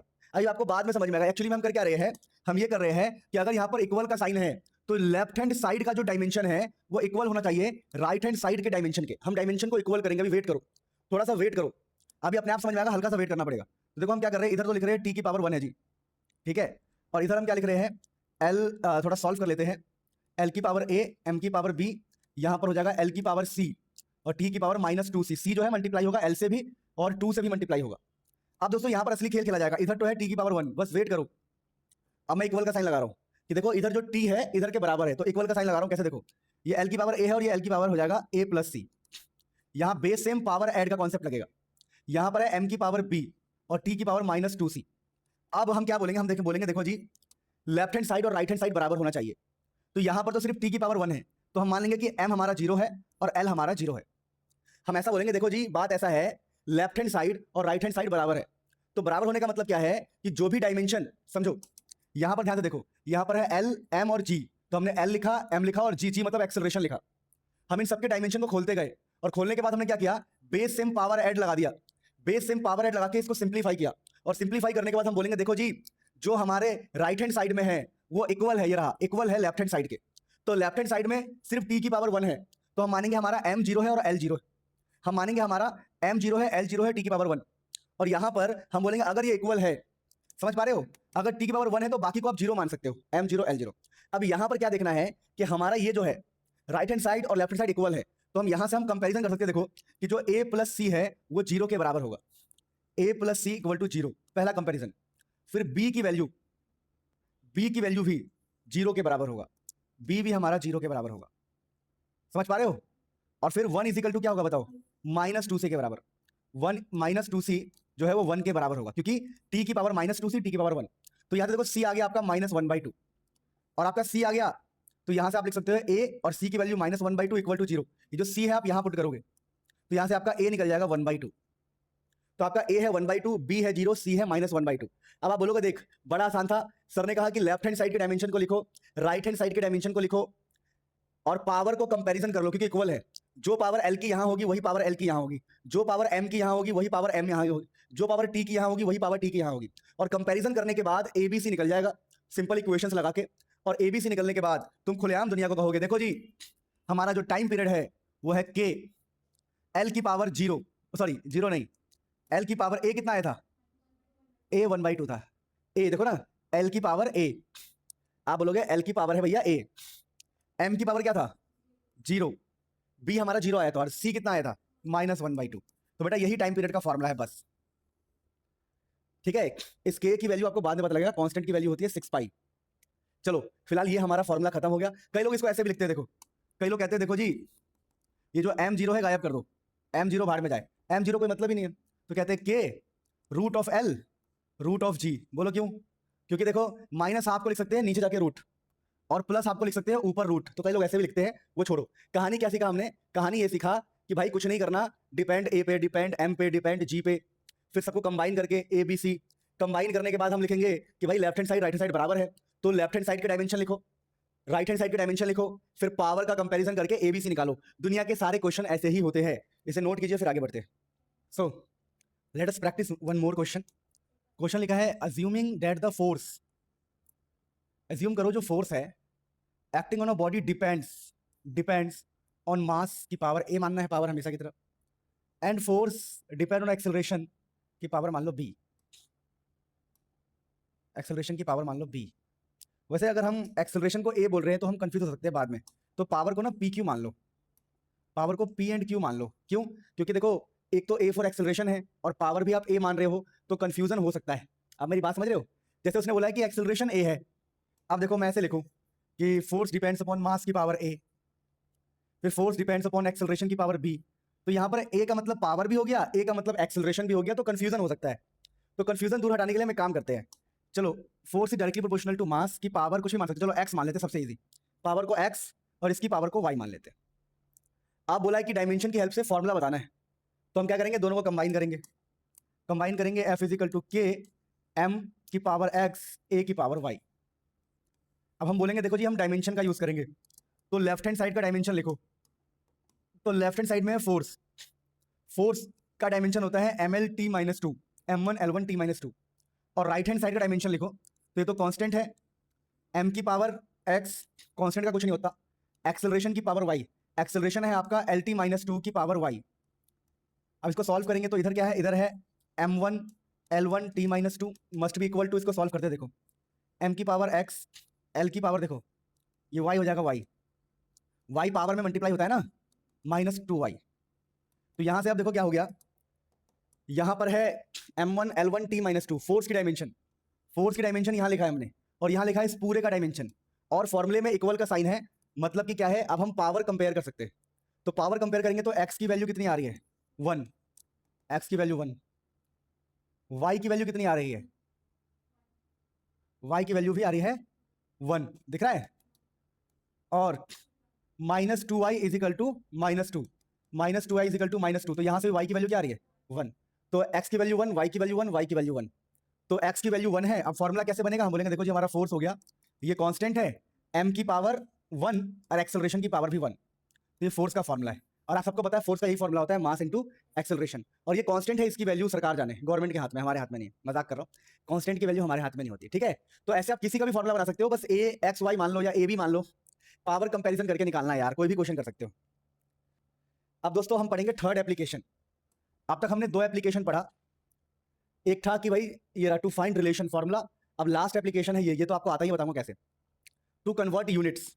अब ये एग्जाम के लिए सच में इंपॉर्टेंट है, मतलब ये वाले टॉपिक्स एग्जाम के लिए इंपॉर्टेंट है यूज ऑफ डायमेंशन में, जिसमें टू कन्वर्ट यूनिट्स। अब ये यूनिट कन्वर्जन वाला कौन सा खेल है, मैं इसकी बातें करता हूं, चलो। यूनिट कन्वर्जन, यूनिट कन्वर्जन में हमें एक चीज समझनी पड़ेगी, यहां पर क्या समझना पड़ेगा, यूनिट कन्वर्जन में समझना पड़ेगा कि देखो कोई भी चीज लिखनी है, सपोज करो मैंने लिखा फोर्स, तो हम फोर्स को ऐसे लिखते हैं कि भाई फोर्स है 10 न्यूटन, 10 न्यूटन। बात को समझना, यूनिट कन्वर्जन सिखाऊंगा, पहले कुछ बातों को सीख लो।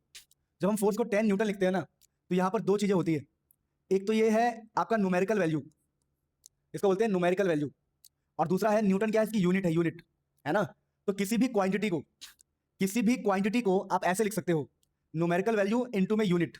जैसे एग्जांपल और लेते हैं, एग्जांपल हमने कहा जी लेंथ है जी, लेंथ। तो आप लेंथ को भी कैसे लिख सकते हो, पहले हमें बेसिक सीखना है यूनिट कन्वर्जन की। अगर हम लेंथ की बात करें तो आप लिख सकते हो 100 मीटर, आप 100 मीटर लिख सकते हो। यानी कि यहां पर भी एक न्यूमेरिकल वैल्यू है और उसके बगल में है मीटर नाम की यूनिट। तो किसी भी क्वांटिटी को एन यू बोला जाता है, एन यू फिजिक्स में, यानी कि न्यूमेरिकल बगल में यूनिट। ये बात हमने सीखा। इसके बाद हमें दूसरी बात और सीखनी। दूसरी बात क्या, कि जैसे मैंने कहा आपसे कि 1 मीटर इक्वल टू 100 सेंटीमीटर। यह बात बिल्कुल सही है, बिल्कुल सही है कि 1 मीटर 100 सेंटीमीटर होता है। यानी इसका जो न्यूमेरिकल वैल्यू है वो 1 है। तो इसके न्यूमेरिकल वैल्यू को हम बोलेंगे n1, ये पहला न्यूमेरिकल वैल्यू है। और ये इसका यूनिट है मीटर, तो इसके यूनिट को बोलेंगे हम u1। और ये बराबर होगा किसके, दूसरे वाले के न्यूमेरिकल वैल्यू और दूसरे वाले के यूनिट के। तो एक फॉर्मूला जीवन भर के लिए याद कर लो कि n1u1 n2u2 के बराबर होता है। n1u1 n2u2 के बराबर होता है। क्या मतलब है कि अगर 1 मीटर 100 सेंटीमीटर के बराबर है तो पहले वाले का न्यूमेरिकल वैल्यू इनटू पहले वाले का यूनिट इक्वल होना चाहिए दूसरे वाले के न्यूमेरिकल वैल्यू और दूसरे वाले के यूनिट के मल्टीप्लाई के। तो पहले हम लोगों ने यूनिट कन्वर्जन के बेसिक्स को समझा कि किसी भी क्वांटिटी को हम n इंटू यू लिख सकते हैं, n इंटू यू लिख सकते हैं। और जब किसी क्वांटिटी को हम n इंटू यू लिखते हैं तो हमें समझ में आता है कि n1u1 n2u2 के बराबर होता है। अब यही एक फॉर्मूला है, यही सबसे स्पेशल फॉर्मूला है जिसकी हेल्प से हम यूनिट कन्वर्जन करते हैं, क्योंकि यूनिट कन्वर्जन से ही निकाला गया। देखो 1 metre is equal to 100 centimetre. Unit conversion का मतलब है कि मीटर को हम सेंटीमीटर में कर सकते हैं, इसको ऐसे कर सकते हैं, इसको ऐसे कर सकते हैं। अब दोस्तों जैसे n1u1 n2u2 तो हमने पढ़ लिया, लेकिन थोड़ा सा हम यूनिट के बारे में भी जान लेते हैं। अगर हम बेसिक्स नहीं सीखेंगे तो मजा नहीं आएगा। जैसे हमें क्या जानना है, सबसे पहले देखो हमारे पास अगर हम बात करें तो हमारे पास एक होता है सीजीएस सिस्टम। अब ये सीजीएस क्या होता है, यूनिट की बात कर रहे हैं हम, यूनिट। तो सीजीएस में ना सेंटीमीटर में चीजों को नापा जाता है, सेंटीमीटर। जैसे अगर किसी का डिस्टेंस नापना है तो सेंटीमीटर में नापा जाता है। और दोस्तों ये जी का मतलब यहाँ पर है ग्राम, और किसी का मास अगर नापना है तो ग्राम में नापते हैं, और यहाँ पर एस का मतलब है सेकंड। तो सीजीएस सिस्टम में सेंटीमीटर, ग्राम और सेकंड चलता है हमेशा। लेकिन सीजीएस की एक और खास बात है। सीजीएस की क्या खास बात है, देखो सीजीएस के अंदर ही बता रहा हूँ। ये जो हमारा सीजीएस है इसकी एक और खास बात है सीजीएस की, कि यहाँ पर जो फोर्स है, फोर्स, यूनिट ऑफ फोर्स की बात करूं तो यूनिट ऑफ फोर्स को, यूनिट ऑफ फोर्स इसमें क्या होता है, डाइन। यूनिट ऑफ फोर्स यहाँ पर होता है डाइन, याद रखना डाइन, ठीक है। तो मैं आपसे दोबारा बोल रहा हूँ कि सीजीएस में सेंटीमीटर, ग्राम और सेकंड में काम होता है, और यूनिट ऑफ फोर्स होता है डाइन। और यूनिट ऑफ एनर्जी, अगर हम यूनिट ऑफ एनर्जी की बात करें दोस्तों तो यूनिट ऑफ एनर्जी इसके अंदर होता है अर्ग। अर्ग तो बहुत ही फेमस सिस्टम है हमारे पास। पहला है सीजीएस, ठीक है, और दूसरा जो फेमस सिस्टम है हमारे पास वो है एमकेएस। तो ये जो एमकेएस सिस्टम है इसमें आपको मीटर यूज करना होता है, मीटर, और दूसरा किलोग्राम, और तीसरा सेकंड।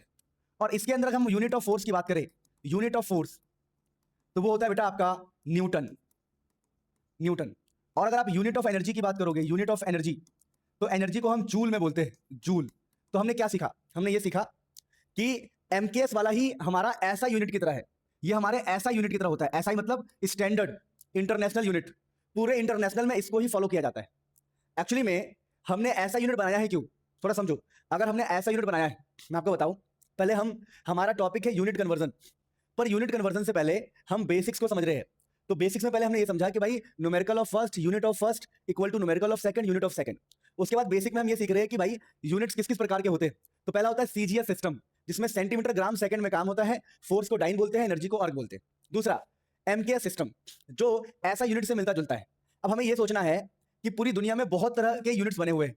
टाइप्स ऑफ सिस्टम की बात करते हैं, types of unit of system, types of unit, क्या चलो सिंपल लिखते हैं। टाइप्स ऑफ यूनिट की बात करें तो देखो बहुत सारे सिस्टम है, सीजीएस, एमकेएस, एफपीएस, ठीक है। तो लोकल लेवल पे भी बहुत सारे सिस्टम है। लोकल लेवल पे क्या है, जैसे कि तोला, सोने को तोले में नापते इंडिया में, तो तोला भी एक यूनिट है।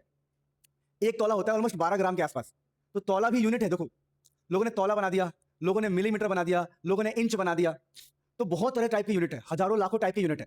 तो अलग अलग कंट्री, मतलब इंडिया लगा लो, जैसे लोग इंची में नापते हैं, तो इंच भी एक यूनिट है कि भाई 1 इंच इतना होता है।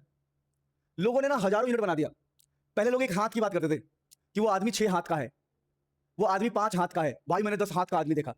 तो लोग ऐसे भी नापते थे, पता आप लोगों को, 10 हाथ का आदमी है, ऐसे नापते थे लोग। तो लोगों ने अलग अलग यूनिट बनाया था नापने के लिए कि भाई 1 हाथ को हम इतना बोलेंगे। तो दुनिया में अलग अलग टाइप की यूनिट चल रही थी। तो लोगों ने कहा जी सब कुछ छोड़ो, इतनी सारी यूनिट है, ऐसे तो कभी भी हम साइंस को आगे नहीं बढ़ा सकते। मान लो एक इंडिया का आदमी और एक अमेरिका का आदमी मिलता है, इंडिया वाला कह रहा है 2 इंची 2 इंची, ओके 2 इंची, अमेरिकन कह रहा है कुछ और, तो ये कह रहा है 2 इंची, ये कह रहा है कुछ और।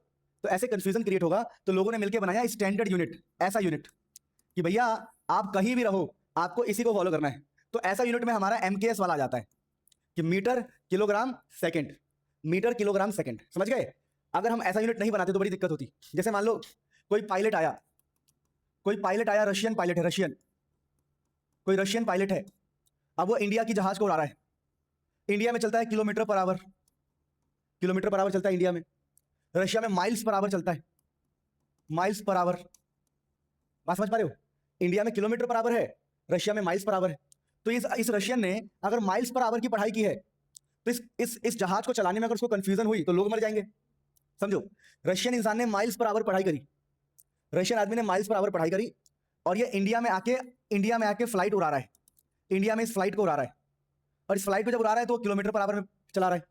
तो हो सकता है कंफ्यूजन से ये जहाज कहीं जाकर टकरा जाएगा, स्पीड बढ़ गई घट गई तो आदमी लोग मर जाएंगे। इसलिए लोगों ने कहा कि भैया तुम माइल्स पर आवर मत पढ़ो, तुम ऐसा यूनिट को फॉलो करो, ऐसा यूनिट में मीटर किलोग्राम सेकंड है, इसको फॉलो करो। हर कोई, चाहे आप रसिया से हो चाहे आप इंडिया से हो, हर कोई ऐसा यूनिट को फॉलो करो। तो ऐसा यूनिट को फॉलो करने से फायदा ये होता है कि गलतियां नहीं होती। समझ पा रहे हो? स्टैंडर्ड है, वो इंटरनेशनल यूनिट है। तो हम लोगों ने क्या सीखा कि अगर हम रशियन पायलट को माइल्स पर आवर में स्टडी करवाएंगे तो वो किलोमीटर पर आवर की जहाज को ठीक से उड़ा नहीं पाएगा, क्योंकि उसका दिमाग इतना प्रोसेस नहीं करेगा और गलतियां हो सकती है। इसीलिए हमें ऐसा ही यूनिट बनाना चाहिए। तो हम लोगों ने ये बेसिक बातें पढ़ी, आपको लिखना है तो लिख लो, फिर हम क्वेश्चन करेंगे। अब देखो यूनिट कन्वर्जन में जैसे करते कैसे है, अब हम असली सीख रहे हैं यूनिट कन्वर्जन। तो इसमें करना क्या होता है, जैसे किसी ने आपसे ये बोला कि जी देखो जी बताओ जी, कह सकते हैं कि बताओ 100 मीटर बताओ कितने सेंटीमीटर, हाउ मच सेंटीमीटर। तो एक तरीका सीखते हैं पहले, 100 मीटर हाउ मच, 100 मीटर कितने सेंटीमीटर होंगे, ये सीएम है बेटा, सेंटीमीटर कितने सेंटीमीटर होंगे। तो देखिए नियम बहुत सिंपल है, हमें ये यूज करना पड़ता है formula N1 U1 must be N2 U2। अब इस फॉर्मूले को थोड़ा मैं खोल देता हूं, फिर आपको बताऊंगा कि स्टेप क्या होता है, या फिर मैं आपसे एक सिंपल सलाह दूंगा। देखो N1 है तो इसको यही रख लो, U1 जो है U1, ये जो U1 है यूनिट, तो हम डायमेंशन की हेल्प लेते हैं। यहाँ पर देखो M1 L1 T1 लिख देंगे, ठीक है। यूनिट में ना डायमेंशन की हेल्प ली जाती है कन्वर्जन करने के लिए, बताऊंगा अभी, रुक जाओ। फिर यहाँ पर N2 है, यहाँ N2 रहने दो, यहाँ UT की जगह पर आप लिख सकते हो M2 L2 T2। फिर इसको हमें डिवाइड करना होता है, तो मैं देखो डिवाइड कर देता हूँ पहले ही, देखो डिवाइड कर रहा हूँ M2 L2 T2, M2 L2 T2 को डिवाइड कर दो तो ऐसा हो जाएगा, ये M2 यहाँ L2 यहाँ T2। अब मैं इसको ठीक से लिखता हूँ, M1 by M2 L1 by L2, और यहाँ क्या जगह बताओ T1 बाई T2। और इनकी कुछ ना कुछ पावर होगी, तो पावर आपको मानना है ABC। तो आप ध्यान रखो मैं क्या कह रहा हूँ, N1 U1 N2 U2 को जब हम सॉल्व करेंगे तो ऐसा आएगा। अब इसको भी भूल जाओ, अब बस ये फॉर्मूला याद रखना है। समझ में आया क्या था? अरे कितना इजी तो है। देखो N1 U1 equal to N2 U2, मैंने U2 को डिवाइड कर दिया तो N1 U1 by U2 is equal to N2, और U1 की जगह पर लिख दिया MLT, इसकी जगह पर भी MLT, और पावर इनकी ABC लगा दिया। यानी कुल मिला के देखो, आप इन सब में मत पढ़ो ज़्यादा, ये सब इतना पढ़ने की जरूरत नहीं है। आप सिंपल याद रखो कि जब भी यूनिट कन्वर्जन करना हो हमें ये फॉर्मूला याद करना है, N2 N1 M1 by M2 L1 by L2 T1 by T2 power ABC। Power क्या होता है सब बाद में पता लगेगा। तो सबसे पहले हम क्वेश्चन करते हैं, चलो इसको मिटाओ, क्वेश्चन करते हैं। क्वेश्चन कैसे किया जाएगा, फॉर्मूला मैं आपको दोबारा लिखूंगा तो आपको याद हो जाएगा। देखो क्वेश्चन लिखने के लिए सबसे पहले ऐसे लाइन खींचा जाता है, ठीक है। यूनिट कन्वर्जन का क्वेश्चन करने के लिए लाइन खींचा जाता है, लाइन खींचने के बाद आप देखो यहाँ पे लिखा हुआ है 100 मीटर, तो ये MKS का है, तो आप लिख दो ये MKS का है, क्योंकि मीटर है, मीटर किलोग्राम सेकंड, ये MKS सिस्टम से आता है मीटर। और ये सेंटीमीटर मतलब CGS। यानी हम क्वेश्चन में सबसे पहले क्या देखेंगे, क्वेश्चन में ये देखेंगे कि हमें जाना कहाँ से कहाँ है। तो हमें जाना है MKS मीटर से, हमें जाना है सेंटीमीटर में, सेंटीमीटर मतलब मुझे CGS में जाना है, यानी मुझे MKS सिस्टम से CGS में जाना है। अब मैं क्या करूंगा, अब यहाँ लिखूंगा मैं, देखो M1 L1 T1, यहाँ लिखूंगा M2 L2 T2। स्टेप समझ लो। देखिए जैसे कि MKS है तो यहाँ पर मीटर में चलता है, मीटर 1 मीटर में, अच्छा ये मास है, सॉरी लेंथ का मतलब होता है ना मीटर, तो लेंथ होगा मीटर में, यहाँ पर लेंथ होता है सेंटीमीटर में, ठीक है, यहाँ लेंथ होता है सेंटीमीटर में। तो MKS लिखा CGS लिखा, और बताएंगे कि लेंथ मीटर में होता है, टाइम होता है सेकंड में, और यहाँ भी टाइम क्या होता है सेकंड में। यहाँ ये मास बचा बेटा, मास यहाँ होता है किलोग्राम में, और यहाँ मास होता है ग्राम में, 1 ग्राम लिख सकते हैं, ग्राम को सिंपल 1 ग्राम। तो हमें हमेशा ऐसे करना है, MKS CGS M1 L1 T1 M2 L2 T2। और लिखने के बाद हमें सिंपल सिंपल भाषा क्या समझना है, देखो ध्यान से, सिंपल ये समझना है कि हमें निकालना क्या है। अब हम बोलेंगे देखिए ये जो मेरा पहला सिस्टम है, पहले सिस्टम में ये न्यूमेरिकल वैल्यू है, तो N1 है हमारा 100 और हमें N2 निकालना है, N2 हमें निकालना है। यानी पहले सिस्टम का न्यूमेरिकल वैल्यू पता है और दूसरे सिस्टम में न्यूमेरिकल वैल्यू हमें निकालना है। अब N2 का फॉर्मूला लगाएंगे और आंसर निकालेंगे। देखो तो हम क्या सोचेंगे, हम ये सोचेंगे कि पहले वाले का न्यूमेरिकल वैल्यू दिया हुआ है, दूसरे में पूछा है हाउ मच, यानी हमें N2 निकालना है। तो N2 निकालने का मैंने आपको एक फॉर्मूला ड्राइव करवाया था, पर आपको डेरिवेशन की नीड नहीं है। हमने ऐसे लिखा था N1 U1 equal to N2 U2। फिर हमने बोला हमें अगर मान लो N2 निकालना है, दूसरे सिस्टम का न्यूमेरिकल वैल्यू निकालना है, तो जगह N1 U1 बाई U2 और उसकी जो भी पावर्स होगी, तो हमने N2 का फॉर्मूला ड्राइव किया था ये N1 M1 बाई M2 की power A, L1 by L2 की power B, T1 by T2 की पावर C। तो यहां से आप N2 निकाल सकते हो। अब कैसे निकालोगे, देखो बहुत ही सिंपल है। आप लिखोगे N1 की वैल्यू जो कि 100 है पहले सिस्टम में, M1 की वैल्यू है 1 किलो, 1 किलो, और M2 की वैल्यू है 1 ग्राम, नीचे 1 ग्राम की पावर A। ABC क्या है बाद में बताऊंगा। L1 है 1 मीटर, यह है 1 सेंटीमीटर, 1 मीटर बाई 1 सेंटीमीटर की पावर B। T1 क्या है, T1 है 1 सेकेंड, T2 है 1 सेकेंड, 1 सेकेंड बाई 1 सेकेंड की power C equal to N2। अब हम समझते हैं ABC क्या होता है। देखिए तो ABC कैसे निकाला जाता है, देखिए यहां पर लिखा है मीटर, तो मीटर का मतलब पता क्या हुआ, मीटर का मतलब हुआ लेंथ, मीटर का मतलब हुआ लेंथ की पावर 1। मीटर का मतलब क्या होगा, मीटर यानी डिस्टेंस ना, और डिस्टेंस यानी कि लेंथ की पावर 1। मीटर का मतलब होता है डिस्टेंस, तो लेंथ की पावर 1। तो हम बोलेंगे देखिए जी जो नॉर्मल फॉर्मूला होता है वो होता है MLT, नॉर्मल फॉर्मूला होता है MLT, पर यहाँ पर M 0 माना जाएगा और T 0, क्योंकि वो सिर्फ मीटर है। अगर यहाँ पर सिर्फ मीटर है तो मीटर का मतलब हो गया L1 M 0 T 0। तो यहाँ पर A क्या होगा, देखो A होगा मास की पावर, मास की पावर है A, तो A 0 होगा, देखो मास की पावर है A 0। B कितना होगा 1, C क्या होगा 0। यानी ABC यहां से डिसाइड होता है। अगर मेरा मीटर है तो मीटर के अंदर MLT में सिर्फ L होगा, बाकी 0 0 होगा, तो ABC पहले पॉइंट से डिसाइड होता है। तो A 0 B 1 C 0। तो देखो अब अगर मेरा A 0 है तो ये खत्म हो जाएगा, अगर हमारा C 0 है तो ये भी खत्म हो जाएगा। तो बचेगा क्या, बचेगा 100 1 मीटर अपॉन में 1 सेंटीमीटर की power 1 is equal to N2। अब हम बोलेंगे देखो इसको सॉल्व कैसे करेंगे। हम बोलेंगे 1 मीटर कितना होता है, तो 1 मीटर की वैल्यू पुट करोगे तो वो होता है 100 सेंटीमीटर, और नीचे है 1 सेंटीमीटर, सेंटीमीटर सेंटीमीटर कट जाएगा और यहां से आपको N2 की वैल्यू मिलेगी। तो N2 की वैल्यू कितनी मिल गई बताओ, 1000, 1000। तो हम बोलेंगे देखिए हमने N2 की वैल्यू निकाल ली है, हाँ 10,000 10,000। तो हमने N2 की वैल्यू निकाल ली है, यानी कि क्वेश्चन था, क्वेश्चन क्या था, क्वेश्चन था 100 मीटर, क्वेश्चन था 100 metre how much centimetre, question था 100 मीटर हाउ मच सेंटीमीटर, तो हम बोलेंगे 1000 सेंटीमीटर। देखो कितना आसान है, आप लॉजिकली देखो, बस N2 का फॉर्मूला पता होना चाहिए, M1 M2 L1 L2 T1 T2 ABC decide होगा कि ऊपर क्या दिया था। यहां से आप N2 निकाल सकते हो बहुत इजीली। यहां मीटर की जगह हमने लिख दिया 100 सेंटीमीटर, कि भैया 1 मीटर होता है 100, तो नीचे सेंटीमीटर सेंटीमीटर कट जाएगा, मीटर को सेंटीमीटर लिख दिया। बड़ा आसान है, देखो ना आप लिख सकते हो 1 metre is equal to 100 centimetre, तो नीचे वाला सेंटीमीटर इससे कट जाएगा, बचेगा यहाँ 100। एक और क्वेश्चन कराता हूं ताकि आपको ईजी हो। अब देखो ये बहुत फेमस क्वेश्चन है, क्वेश्चन है कन्वर्ट 1 न्यूटन इनटू डाइन। तो पहले एक लाइन खींचेंगे, लाइन खींचने के बाद हम क्या लिखेंगे कि ये MKS है, न्यूटन क्या होता है ऐसा यूनिट, और जाना किसमें है, डाइन में। डाइन होता है CGS, फोर्स की है ना, फोर्स की, जो फोर्स है उसकी ऐसा यूनिट न्यूटन है और डाइन है CGS। तो वही खेल M1 L1 T1 M2 L2 T2, ये होगा 1 किलोग्राम, ये होगा 1 मीटर, ये होगा 1 सेकेंड, ये क्या होगा 1 ग्राम, 1 सेंटीमीटर, 1 सेकेंड। अब बात करते हैं N1 की वैल्यू।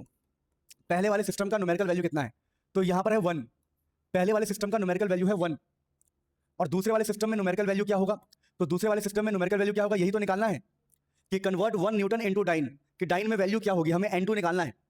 तो N2 निकालने के लिए हम सिंपल फॉर्मूला यूज करते हैं, N2 is equal to N1 M1 by M2 की power A, L1 by L2 की power B, T1 by T2 की पावर C, और यहां से बहुत ही सिंपल N1 की वैल्यू कितनी है पुट कर दो, N1 की वैल्यू 1 है, m कितना है, तो m1 कितना है 1 किलो, और m2 कितना है 1 ग्राम, तो 1 किलोग्राम बाई 1 ग्राम की पावर a। L1 कितना है, L1 है 1 मीटर और 1 सेंटीमीटर, 1 मीटर बाई 1 सेंटीमीटर की पावर b। T1 कितना है 1 सेकेंड, T2 भी 1 सेकेंड, 1 सेकेंड बाई 1 सेकेंड की power c equal to n2। अब ABC कैसे डिसाइड होगा, तो ABC डिसाइड करने का तरीका क्या बताया था मैंने, ये न्यूटन है फोर्स, तो फोर्स की डायमेंशन लिखो mLT-2, तो m1L1T-2, जो फोर्स की डायमेंशन है वो होगा m1L1T-2। तो आपके A की वैल्यू 1 आएगी, B की वैल्यू 1 आएगी और C की वैल्यू -2। पहला वाला A, फिर B, फिर C, तो आपको ABC पता लग गया। तो सॉल्व करेंगे अब। 1 kg का मतलब लिख सकते हो आप 1000 ग्राम, ध्यान रखना, और नीचे है आपके 1 ग्राम, तो ग्राम से ग्राम कट जाएगा, और इसकी पावर है A की वैल्यू थी 1, तो क्या किया आपने, किलोग्राम को 1000 ग्राम में लिख दिया। 1 मीटर, 1 मीटर को लिख सकते हो आप 100 सेंटीमीटर, 100 सेंटीमीटर अपॉन में 1 सेंटीमीटर। देखो 1 मीटर को हम लिख सकते हैं 100 सेंटीमीटर, सेंटीमीटर से सेंटीमीटर कट जाएगा, और बी की वैल्यू भी आपकी 1 थी, 1 ही थी ना, हाँ 1 थी, हाँ बी की वैल्यू भी 1 थी। अब देखो 1 सेकंड से 1 सेकंड कट जाएगा, तो ये 1 की पावर सी थी -2। देखो आप देखो 1 की पावर कुछ भी हो ये हट ही जाता है, पूरा हट जाएगा, 1 की पावर भी कुछ भी हो खत्म हो जाता है वो। तो यहाँ से आपको 1000 मिला और यहाँ से आपको 100 मिला, तो 10 की पावर 5, n2 की वैल्यू आ गई 10 की पावर 5। तो देखो आसान था, किलोग्राम को 1000 लिखा, मीटर को 100 लिखा, ये तो आना ही चाहिए भाई कि 1 किलोग्राम में 1000 ग्राम होता है, 1 मीटर में 100 सेंटीमीटर, ताकि नीचे ग्राम से ग्राम कट जाए, सेंटीमीटर सेंटीमीटर। तो हमने क्वेश्चन कर दिया कि भैया जो 1 न्यूटन है, 1 न्यूटन जो है वो कितने डाइन है, तो हम बोलेंगे देखिए आपका जो 1 न्यूटन है वो 10 की पावर 5 आया आंसर, 10 की पावर 5 डाइन। तो 1 न्यूटन हमने सॉल्व किया तो वो आता है 10 की पावर 5 डाइन के बराबर। n2 की वैल्यू देखो, ये n1 है, n1 उसकी यूनिट, ये n2 उसकी unit, n1 u1 equal to n2 u2 के हिसाब से, ये n1 है उसकी यूनिट है न्यूटन, ये n2 है 10 की पावर 5 उसकी यूनिट है डाइन। दोस्तों बड़ा आसान तरीका होता है, आप फालतू चक्करों में मत पड़ो, सिंपल ये n2 का फॉर्मूला याद रखो। एक क्वेश्चन और देता हूं, क्वेश्चन है कन्वर्ट 1 जूल इनटू अर्ग। ये सब बहुत अच्छे क्वेश्चन है, 1 जूल कितने अर्ग होंगे, बाकी अलग से भी इन चैप्टर के क्वेश्चन हम करवाएंगे। इस क्वेश्चन को अभी करके दिखाओ मुझे, होमवर्क है एक प्रकार से ये। अब देखो यहां पे क्या है, इजीली कर सकते हो। जूल जो है आपका MKS होता है, ऐसा यूनिट, और अर्ग आपका CGS होता है। तो M1 L1 T1 N1, इसका न्यूमेरिकल वैल्यू कितना है 1, आपको N2 निकालना है, M2 L2 T2, second 1 centimetre और ये 1 ग्राम। अरे आसान है, बहुत आसान तरीका बता दिया मैंने, ये 1 किलोग्राम 1 मीटर 1 सेकंड। अब बस फॉर्मूला लगाओ, आंसर आपकी जेब में, n2 is equal to n1 m1 by m2 l1 by l2 t1 by t2, और क्वेश्चन सॉल्व हो जाएगा, और मुझे बताना अगर हो जाए तो। अब देखो इसमें लास्ट पॉइंट क्या था, लास्ट पॉइंट था to find dimension of constant, मतलब जो हम पढ़ रहे थे ना यूज ऑफ डायमेंशन, तो हम कांस्टेंट के डायमेंशन भी फाइंड कर सकते हैं, जैसे हमने किया था ना जी का dimension f is equal to G m1 m2 by r square, तो हमने इस जी का डायमेंशन फाइंड किया था, यूनिवर्सल ग्रेविटेशनल कांस्टेंट। फिर हमने लिखा energy is equal to h into में फ्रीक्वेंसी, हमने प्लैंक कांस्टेंट का डायमेंशन फाइंड किया था, तो हम डायमेंशन कांस्टेंट्स का फाइंड कर सकते हैं। अब हम लास्ट टॉपिक इस चैप्टर का पढ़ रहे हैं दोस्तों, वो है लिमिटेशन, कि भाई जो आप डायमेंशन चैप्टर पढ़ रहे हो, जो डायमेंशन आप सीखे हो उसका कोई लिमिटेशन भी है क्या।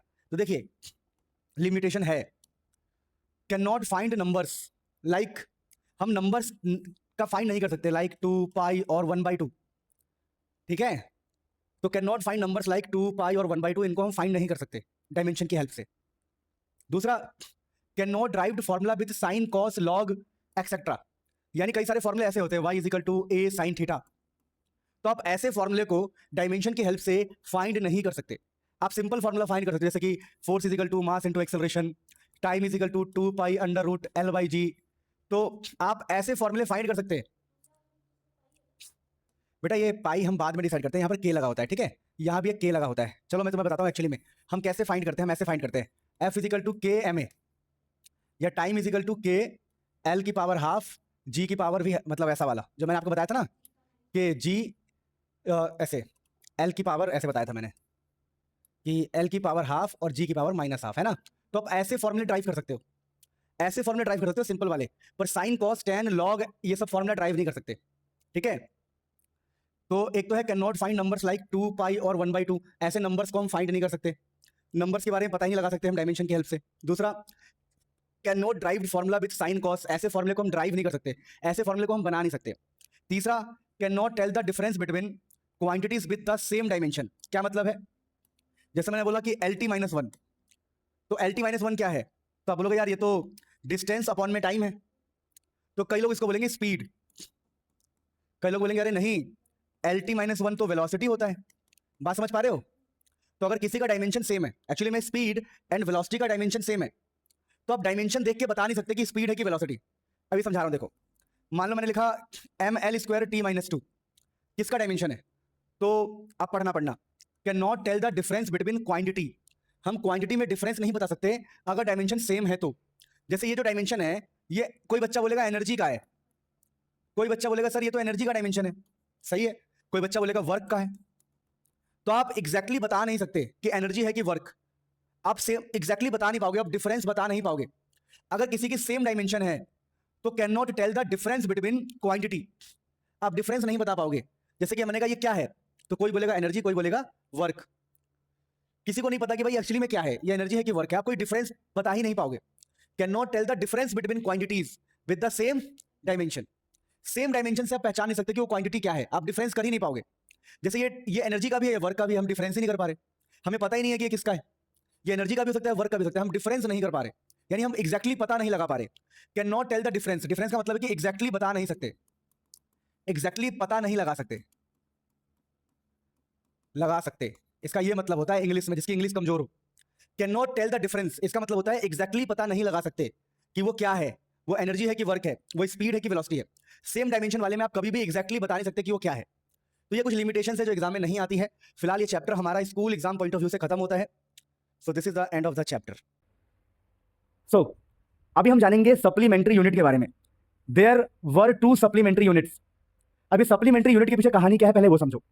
हम लोग ना ऐसा यूनिट बना रहे थे बहुत साल पहले, ऐसा यूनिट बना रहे थे, हमने मास का बनाया, टाइम का बनाया, हमने करंट का बनाया, हमने अलग अलग चीज का ऐसा यूनिट बनाया। लेकिन हमसे एक गलती हो गई। वो गलती क्या हो गई कि हम लोग ना एंगल्स के बारे में भूल गए। आपको पता होगा हमारे पास दो तरह के एंगल बन सकते हैं। एक एंगल कैसे बन सकता है, जैसे मान लो कि इधर एक लाइन है और ये इधर लाइन है, तो ये एंगल बन सकता है। लेकिन एक और एंगल बनता है, इसको बोलते हैं हम सिंपल प्लेन एंगल।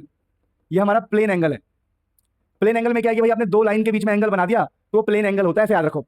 दोबारा बोल रहा हूं, जब हम ऐसा यूनिट बना रहे थे तो हम एंगल्स के बारे में भूल गए कि भाई एंगल को भी तो कुछ यूनिट देना पड़ेगा। तो हम लोग भूल गए कि भैया एक प्लेन एंगल बनता है सिंपल, और एक 3D में एंगल इमेजिन करो।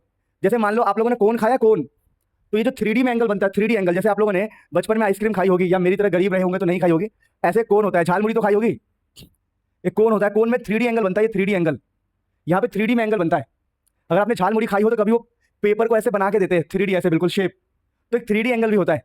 बात समझ पा रहे हो? तो मैं आपको क्या कहने की कोशिश कर रहा हूं कि जब हम लोग दुनिया जहान की ऐसा यूनिट बना रहे थे तो हम लोग भूल गए एंगल्स के बारे में। तो बाद में हम लोगों ने डिसाइड किया कि जो हमारा प्लेन एंगल होगा, प्लेन एंगल मतलब दो लाइंस के बीच में जो एंगल है, जो प्लेन एंगल है उसकी यूनिट रखेंगे हम रेडियन, और सिंबल रखेंगे RAD। फिर मतलब कुल मिला के बाद में एंगल्स पे ध्यान दिया गया, तभी इसका नाम रखा गया सप्लीमेंट्री यूनिट। तो सप्लीमेंट्री यूनिट एंगल्स को डिफाइन करने के लिए बनाया गया, मतलब एंगल की ऐसा यूनिट के लिए बनाया गया कि भैया हम एंगल के ऐसा यूनिट को बताएंगे यहाँ पे। फिर एक होता है सॉलिड एंगल। ये सॉलिड एंगल क्या होता है, जैसे हमारा कोन है, कोन, जैसे कि ऐसा मान के चलो जैसे हम जिसमें हम कोन खाते हैं, कोन, जब हम कोन खाते हैं तो एक 3D सा एंगल बनता है, 3D एंगल, तो 3D एंगल को सॉलिड एंगल बोला गया है। और सॉलिड एंगल के लिए जो ऐसा यूनिट चुना गया है वही स्टेरेडियन, और सिंबल है SR। यानी कि जैसे मास का केजी होता है, टाइम का सेकंड होता है, वैसे अगर मान लो मेरा एंगल है, मान लो ये एंगल है मेरा π/3, ये सिंपल एंगल है π/3, जो भी है ये जो भी एंगल है, तो इसकी यूनिट होगी क्या, रेडियन, इसकी यूनिट होगी रेडियन, रेड, RAD, सिंबल क्या है, रेड, यूनिट का नाम है रेडियन। वैसे अगर मेरा कोई 3D में एंगल बन रहा होगा, 3D में मेरा कोई एंगल बन रहा होगा, 3D में यहाँ पर एंगल बन रहा होगा, तो इस एंगल के लिए यूनिट क्या है बताओ, स्टेरेडियन, SR स्टेरेडियन। तो ये छोटी सी चीज आप नॉलेज में रखो, आपके काम की नहीं है, ये तो बस एक्स्ट्रा नॉलेज के लिए मैं आपको बता रहा हूँ। तो आई होप आपको समझ में आया हो। अगर हम आपके लिए मेहनत कर रहे हैं तो प्लीज सब्सक्राइब करो। इसकी जेईई नीट की भी वीडियो आएगी इस चैप्टर की, बहुत डिटेल वीडियो, बहुत सारे क्वेश्चन के साथ भी मैं इसको बना रहा हूँ। तो अभी तो ये स्कूल एग्जाम के लिए है, और कॉम्पिटिशन सेक्शन के लिए भी हम आपके लिए लेके आएंगे। सब्सक्राइब कर लो ताकि कुछ मिस ना हो जाए। जब आप क्लास 11th की केमिस्ट्री या फिजिक्स स्टार्ट करोगे तो सबसे ज़्यादा प्रॉब्लम कहाँ आएगी मैं आपको बता रहा हूँ, कैलकुलेशंस। जब आप केमिस्ट्री के क्वेश्चन सॉल्व करोगे ना, केमिस्ट्री के न्यूमेरिकल्स, तो बहुत खतरनाक कैलकुलेशंस आते हैं। जैसे कैलकुलेशंस में अगर मैं आपको बात करूँ तो ऐसे ऐसे आएंगे, देखो 6.626 10⁻³ इंटू में 1.6 10⁻⁻19 इंटू में 9.1 10⁻⁻31, फिर इसको डिवाइड करना ऐसे 4 इंटू 7 इंटू 11 इंटू 5, कुछ भी ऐसे 3 इंटू 10⁻12। तो ऐसे बहुत सारे क्वेश्चन आपको दिखाई देंगे, ऐसे इतने सारे क्वेश्चन दिखाई देंगे कि आप लोग कई बार तो फ्रस्ट्रेट हो जाओगे कि भाई ये क्या पल्ले पड़ गया है, ऐसी कैलकुलेशंस मैं कहाँ कर पाऊंगा, मेरे से कैलकुलेशन होगा ही नहीं। तो देखो कैलकुलेशन को आसान बनाने का तरीका है कैलकुलेशन को आसान बनाने के लिए हम दो चीजें करते हैं, मैं आपको दोनों सिखा रहा हूं, जो आपका मन हो वो कर लेना। कैलकुलेशन को आसान करने के लिए बेसिक्स में, अगर हम केमिस्ट्री और फिजिक्स की बात करें तो बेसिक्स में सिखाया जाता है, एक चीज होता है राउंड ऑफ, ठीक है ना, राउंड ऑफ करना या राउंड अप करना। कई लोग बोलते हैं राउंड अप, सुनते रहना, कई लोग राउंड अप बोलते हैं, कई लोग बोलने के तरीके में है ये, कई लोग इसको राउंड ऑफ बोल देते हैं तो राउंड अप या फिर राउंड ऑफ कुछ भी बोल देते हैं, पर आपको इसके नाम से कोई मतलब नहीं होना चाहिए, आपको इसके काम से मतलब होना चाहिए। तो बेसिक्स में जो मैं आपको बता रहा हूं, बेसिक्स में आप राउंड अप या राउंड ऑफ सीखोगे सबसे पहले बेसिक्स में। तो ये है जो हमारे सिलेबस में है, जिसको बोलते हैं जेन्युइन तरीका। तो जेन्युइन तरीका सीखेंगे कैलकुलेशन का, ये बहुत काम आता है। और एक होता है जुगाड़, एक होता है जुगाड़, तो हम जुगाड़ भी सीखेंगे, जुगाड़ ऑफ कैलकुलेशन। लेकिन देखो, आना दोनों ही चाहिए, ये ज्यादा काम आता है जुगाड़ ऑफ कैलकुलेशन, और ये वाला ठीक है, ये एग्जाम में पूछा जा सकता है, ठीक है। तो दोनों सीखते हैं और आपसे कैलकुलेशन में गलतियां नहीं होगी। अब ये राउंड ऑफ क्या होता है मैं आपको समझाने की कोशिश करता हूं। देखिए, तो राउंड ऑफ का तरीका क्या है, मैं आपको 3 नियम बताऊंगा, आपको मैं 3 रूल बताऊंगा। देखो, पहला नियम, पहला नियम जो आपको बहुत ही ईमानदारी से समझना है, ईमानदारी से। कभी ऐसा लिखा हुआ है 4 पॉइंट, मान लो 4.4, ठीक है, 39, 4.439। अब देखो ये जो नंबर है ये काफी बड़ा है, ये नंबर काफी बड़ा है 4.439। अगर मुझे कोई बोले कि तुम्हें इसको मल्टीप्लिकेशन में यूज करना है या डिवीजन में यूज करना है तो मुझे बहुत प्रॉब्लम हो सकती है। मान लो किसी ने बोला कि 4.439 को मल्टीप्लाई करना है 7 से, तो मेरे लिए बहुत पंगे का काम है। पंगा क्यों? मुझे 9 से भी मल्टीप्लाई करना पड़ेगा, 3 से भी करना पड़ेगा, 4 से भी करना पड़ेगा, फिर 4 से करना पड़ेगा। तो ये बहुत ही गजब लेवल का मल्टीप्लिकेशन हो गया, है ना। तो तुम्हें लगता होगा सर ये तो कोई भी कर देगा, भैया नहीं। जब एक ही क्वेश्चन में 10 कैलकुलेशन का पार्ट हो तो बहुत भारी लगेगा ये। सोचो एक ही क्वेश्चन में 10 बार मल्टीप्लाई करना हो, तब तो लगेगा ना कि यार ये तो भारी काम है। तो कैलकुलेशन इजी करने के लिए राउंड अप का कॉन्सेप्ट आया। ये कॉन्सेप्ट क्या कहता है कि देखो, आप पॉइंट के बाद, जैसे ये मेरा पॉइंट है, पॉइंट के बाद मैं चाहता हूं कि ये नंबर मेरा छोटा हो जाए, तो मैं टारगेट करता हूं कि मैं यहीं तक रखना चाहता हूं, इसको यहां तक, मैं इसको यहीं तक रखना चाहता हूं। तो वहां पर मैं एक लाइन खींच लूंगा, ऐसे लाइन, कि मेरे को लास्ट का नंबर नहीं चाहिए भाई, ये लास्ट का नंबर हो जाएगा तो मल्टीप्लाई में मुझे दिक्कत होगी, मैं चाहता हूं कि एक नंबर में कम कर दूं। तो हम क्या दिमाग लगाते हैं, हम देखते हैं कि ये जो लास्ट का नंबर है, ये जो लास्ट का नंबर है ये क्या है। तो लास्ट का नंबर 5 से अगर बड़ा है, बोल रहा हूं लास्ट का, लास्ट जो हम लास्ट का नंबर अगर 5 से बड़ा है, लास्ट का नंबर 5 से बड़ा है क्या? हाँ, ये जो 9 है, 9, ये 9 क्या है? 5 से बड़ा। अगर ये 5 से बड़ा है तो क्या करेगा, ये जो 9 अपना एक ताकत लगा देगा इसके पास, तो इसको आप लिख पाओगे 4.44, वेरी गुड, 4.44। यानी होगा क्या, जो 4.439 था उसमें हमने क्या देखा कि जो लास्ट का नंबर है काफी पावरफुल है, लास्ट का नंबर 5 से बड़ा है, काफी पावरफुल नंबर है। तो ये पावरफुल नंबर क्या करेगा, अपनी पावर लगा के इसको इंक्रीज कर देगा। तो अब मेरे लिए 4.44 हो गया। अब मेरे को मल्टीप्लाई करने में थोड़ी सी हेल्प मिल सकती है, क्योंकि अब मेरे कैलकुलेशन में 9 नहीं है, अब मुझे 9 से चीजों को मल्टीप्लाई करने के लिए नहीं है। तो ये तो हो गया राउंड अप का पहला नियम, जिसमें मैं आपको कुछ क्वेश्चन प्रैक्टिस करवाता हूं, आप ध्यान देना। जैसे मैंने कहा कि यार मेरे पास लिखा हुआ है 3.67, ठीक है, 3.67, और मेरे को यहीं तक रखना है, यहां तक, मेरे को ज्यादा पंगा नहीं है। तो मैं क्या देखूंगा कि जो लास्ट है मेरा, लास्ट मतलब कौन? 7। क्या 7 5 से बड़ा है? हाँ, 7 5 से हमारा बड़ा होता है। लास्ट वाला नंबर 5 से बड़ा है, यानी ये पावरफुल नंबर है। अगर ये पावरफुल नंबर है तो सामने वाले को इंक्रीमेंट करवा सकता है, तो जगह मेरा 3.7। तो मेरे को बाद में कैलकुलेशन में इजी मिलेगा, क्यों? मुझे 3.67 का पंगा हट गया, अब मेरे पास है सिर्फ 3.7। तो ये छोटी सी बात आपको सीखनी थी। अब और मैं दिखाता हूं एक और क्वेश्चन। सपोज करो किसी ने क्वेश्चन दिया कि यार तुम्हारे पास ऐसा कुछ है 2.1189, 2.1189, और मैंने कहा यार मेरे को यहीं तक रखना है। तो जहां तक रखना है आपको, वहां पर आपको ऐसे लाइन खींचना पड़ेगा। नहीं समझ पाए बात? अब देखो, मुझे यहीं तक आंसर चाहिए, तो जो पीछे का नंबर देखना पड़ेगा मुझे, इस लकीर के पीछे का नंबर, जो लकीर है उसके पीछे कौन बैठा है बताओ? इस लकीर के पीछे कौन है? 1। तो 1 यहां पर पावरफुल नहीं है, तो ये हमारा अगला नियम है जो हम समझेंगे। अगर हमारा 1 पावरफुल नहीं है तो क्या होगा, ये हम आगे समझेंगे। और फिलहाल हमें ये समझना था कि लकीर के पीछे वाला नंबर अगर पावरफुल है तो आगे हम एक इंक्रीमेंट करा सकते हैं, और ये छोटी छोटी बातें हमारे कैलकुलेशन में बहुत हेल्प करेगी। अब नोट डाउन कीजिए, फिर हम आगे बढ़ते हैं। अब अगला रूल हम देख रहे हैं प्यारे बच्चों, बहुत बढ़िया। सेकंड रूल क्या है जो मैं आपको बता रहा था अभी। कभी ऐसा लिखा हो कि 3.11 और 1 या 2, कुछ भी ले लो यार, 3.23 लिखा है। अब यहां पर मैं कहता हूं कि मुझे यहीं तक आंसर चाहिए जी, तो मैंने लकीर यहां खींच दिया। अब हम बोलेंगे कि जो हमारे लकीर के बाद का नंबर है, जिसको हम लास्ट बोल रहे हैं, लास्ट मतलब लकीर के बाद, वो 5 से छोटा है। ये 5 से छोटा हो गया ना, तो अगर 5 से छोटा है तो हम ऐसा कहते हैं कि भाई इसके पास पावर नहीं है, ये पावर लेस है, तो हम इसको यहीं पे छोड़ सकते हैं 3.12। इंक्रीमेंट पॉसिबल नहीं है क्योंकि वो छोटा है, खुद ही छोटा है, 3 हेल्प नहीं कर सकता। तो ये सेकंड रूल है जो बहुत ही आसान है। अभी हम इसके ऊपर क्वेश्चन भी प्रैक्टिस करेंगे। अब एक लास्ट रूल भी मैं आपको सिखा दूं फटाफट, हाथों हाथी। अगर कभी क्वेश्चन ऐसा फंस जाए, सपोज करो 3.125 और दूसरा क्वेश्चन है 3.135, अब मैंने कहा कि पहले सीख लो फिर दिक्कत होगी। मैंने कहा मुझे यहीं तक रखना है, यहीं तक। तो आपने लाइन खींचा, आपने लाइन खींचा, और आपने क्या देखा कि जो लास्ट है वो इक्वल टू 5 है। दोनों ही क्वेश्चन में लास्ट क्या है? Equal to 5। देखो जब लास्ट वाला बिल्कुल 5 के इक्वल हो जाए तो क्या किया जाता है? तो यहां पर दो बातें देखी जाएगी हमेशा कि जिसकी हम हेल्प कर रहे हैं वो क्या है। तो यहां पर हेल्प करने वाला जो है वो एक इवन नंबर है। अच्छा ये बताओ, कैलकुलेशन ऑड में इजी होता है कि इवन में? इवन में कैलकुलेशन हमेशा इवन में इजी होता है। तो अब देखो, जब समझो, जब हमारे पास 5 है, बिल्कुल लास्ट में 5 है, तो 5 है तो हम क्या करते हैं, हम देखते हैं कि हमारा मेन टारगेट होता है कैलकुलेशन को इजी करना। तो हम लोग बोलते हैं कि देखो ये जो 2 है ना वो इवन है, तो छोड़ो इसको। तो इसका जो आंसर आएगा वो क्या आएगा, मैं आपको बताऊं। इसका आंसर आएगा 3.12। रीजन क्या है? वो इवन है, इसको छेड़ने का फायदा नहीं है। लेकिन यहां पर देखो, लास्ट में इसके 5 है, लेकिन ये एक ऑड नंबर है, और ऑड नंबर से हमारी कैलकुलेशन खराब हो सकती है। तो इसको हमने इंक्रीज करके 3.14 लिख देंगे। 3.3 की जगह पर 14। तो अगर नंबर लास्ट में 5 आ जाए तो ऑड इवन देखना होता है। ऑड वाला बढ़ेगा, इवन वाला सेम रहेगा। 5 से छोटा हो तो कोई चेंज नहीं होगा, और 5 से बड़ा हो तो चेंज कर दो। तो रूल बड़े आसान है, मैं दोबारा बोल रहा हूं। एक रूल है, अगर 5 से बड़ा हो तो इंक्रीज कर दो, 5 से छोटा हो तो छोड़ दो, और अगर 5 है तो और इवन देखो। समझ में आ गया तो कमेंट करो, फिर हम आगे बढ़ते हैं, मजा आएगा। हम पढ़ने जा रहे हैं सिग्निफिकेंट फिगर। Significant figures. अब देखो सिग्निफिकेंट फिगर्स क्या होते हैं पहले ये समझिए। तो सिग्निफिकेंट फिगर का मतलब होता है यूजफुल डिजिट। ऐसा लोग कहते हैं, यूजफुल डिजिट। अब इसका नाम से पता लग रहा है, यूजफुल डिजिट्स को समझना होता है। सिग्निफिकेंट फिगर, देखो नाम सिग्निफिकेंट फिगर, सिग्निफिकेंट हो जो हमारे लिए। जैसे कि होता क्या है कि जैसे मान लो, जैसे मछली है, तो मछली ने एक बार में 100 बच्चे पैदा किए, ऐसा हो सकता है ना? मछली के एक बार में 100 बच्चे पैदा हो जाते हैं, तो वो फिर देखने नहीं जाती कौन सा मेरा है, कौन सा किसका है, क्या है, सब उसके लिए सिग्निफिकेंट नहीं है। पर इंसान पैदा करता है एक बार में एक बच्चा, तो वो बच्चा उसके लिए सिग्निफिकेंट है। बात समझ पा रहे हो मेरे कहने का मतलब क्या है? मछली ने एक बार में 100 बच्चे पैदा किए, तो मछली ने पैदा कर दिया, अब भाई तो अपना देखो, पानी वानी पियो, मौज मारो इधर उधर। पर इंसान क्या करता है? उसको पालता है, पोसता है, बड़ा करता है, मतलब समझ गया ना? तो इंसान का बच्चा सिग्निफिकेंट है और मछली का बच्चा सिग्निफिकेंट नहीं है। तो सिग्निफिकेंट का मतलब होता है एक प्रकार से यूजफुल।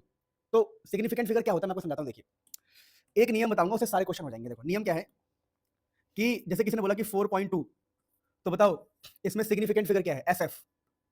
तो आप बोलोगे देखो सिग्निफिकेंट मेरे लिए 4 भी है और ऐसे 2 भी है, तो बोलेंगे देखो 4 and 2, तो सिग्निफिकेंट फिगर कितने हैं? तो हम बोलेंगे 2 डिजिट्स, ऐसे मान के चलो। ऐसा मैं लिख रहा हूँ बस समझाने के लिए, वरना आप बोलोगे सर आपने इस 2 को उठाया है। नहीं भाई मैंने 2 को नहीं उठाया। देखो अगर कहीं यहाँ पर 9.8 होता ना, तब भी इसका आंसर 2 ही आता, कि इसमें सिग्निफिकेंट 2 है, एक 9 और एक 8। ऐसे सोचो। अब मान लो कभी ऐसे लिखा हो 0.00437, तो यहां पर सिग्निफिकेंट कौन सा है मेरे लिए?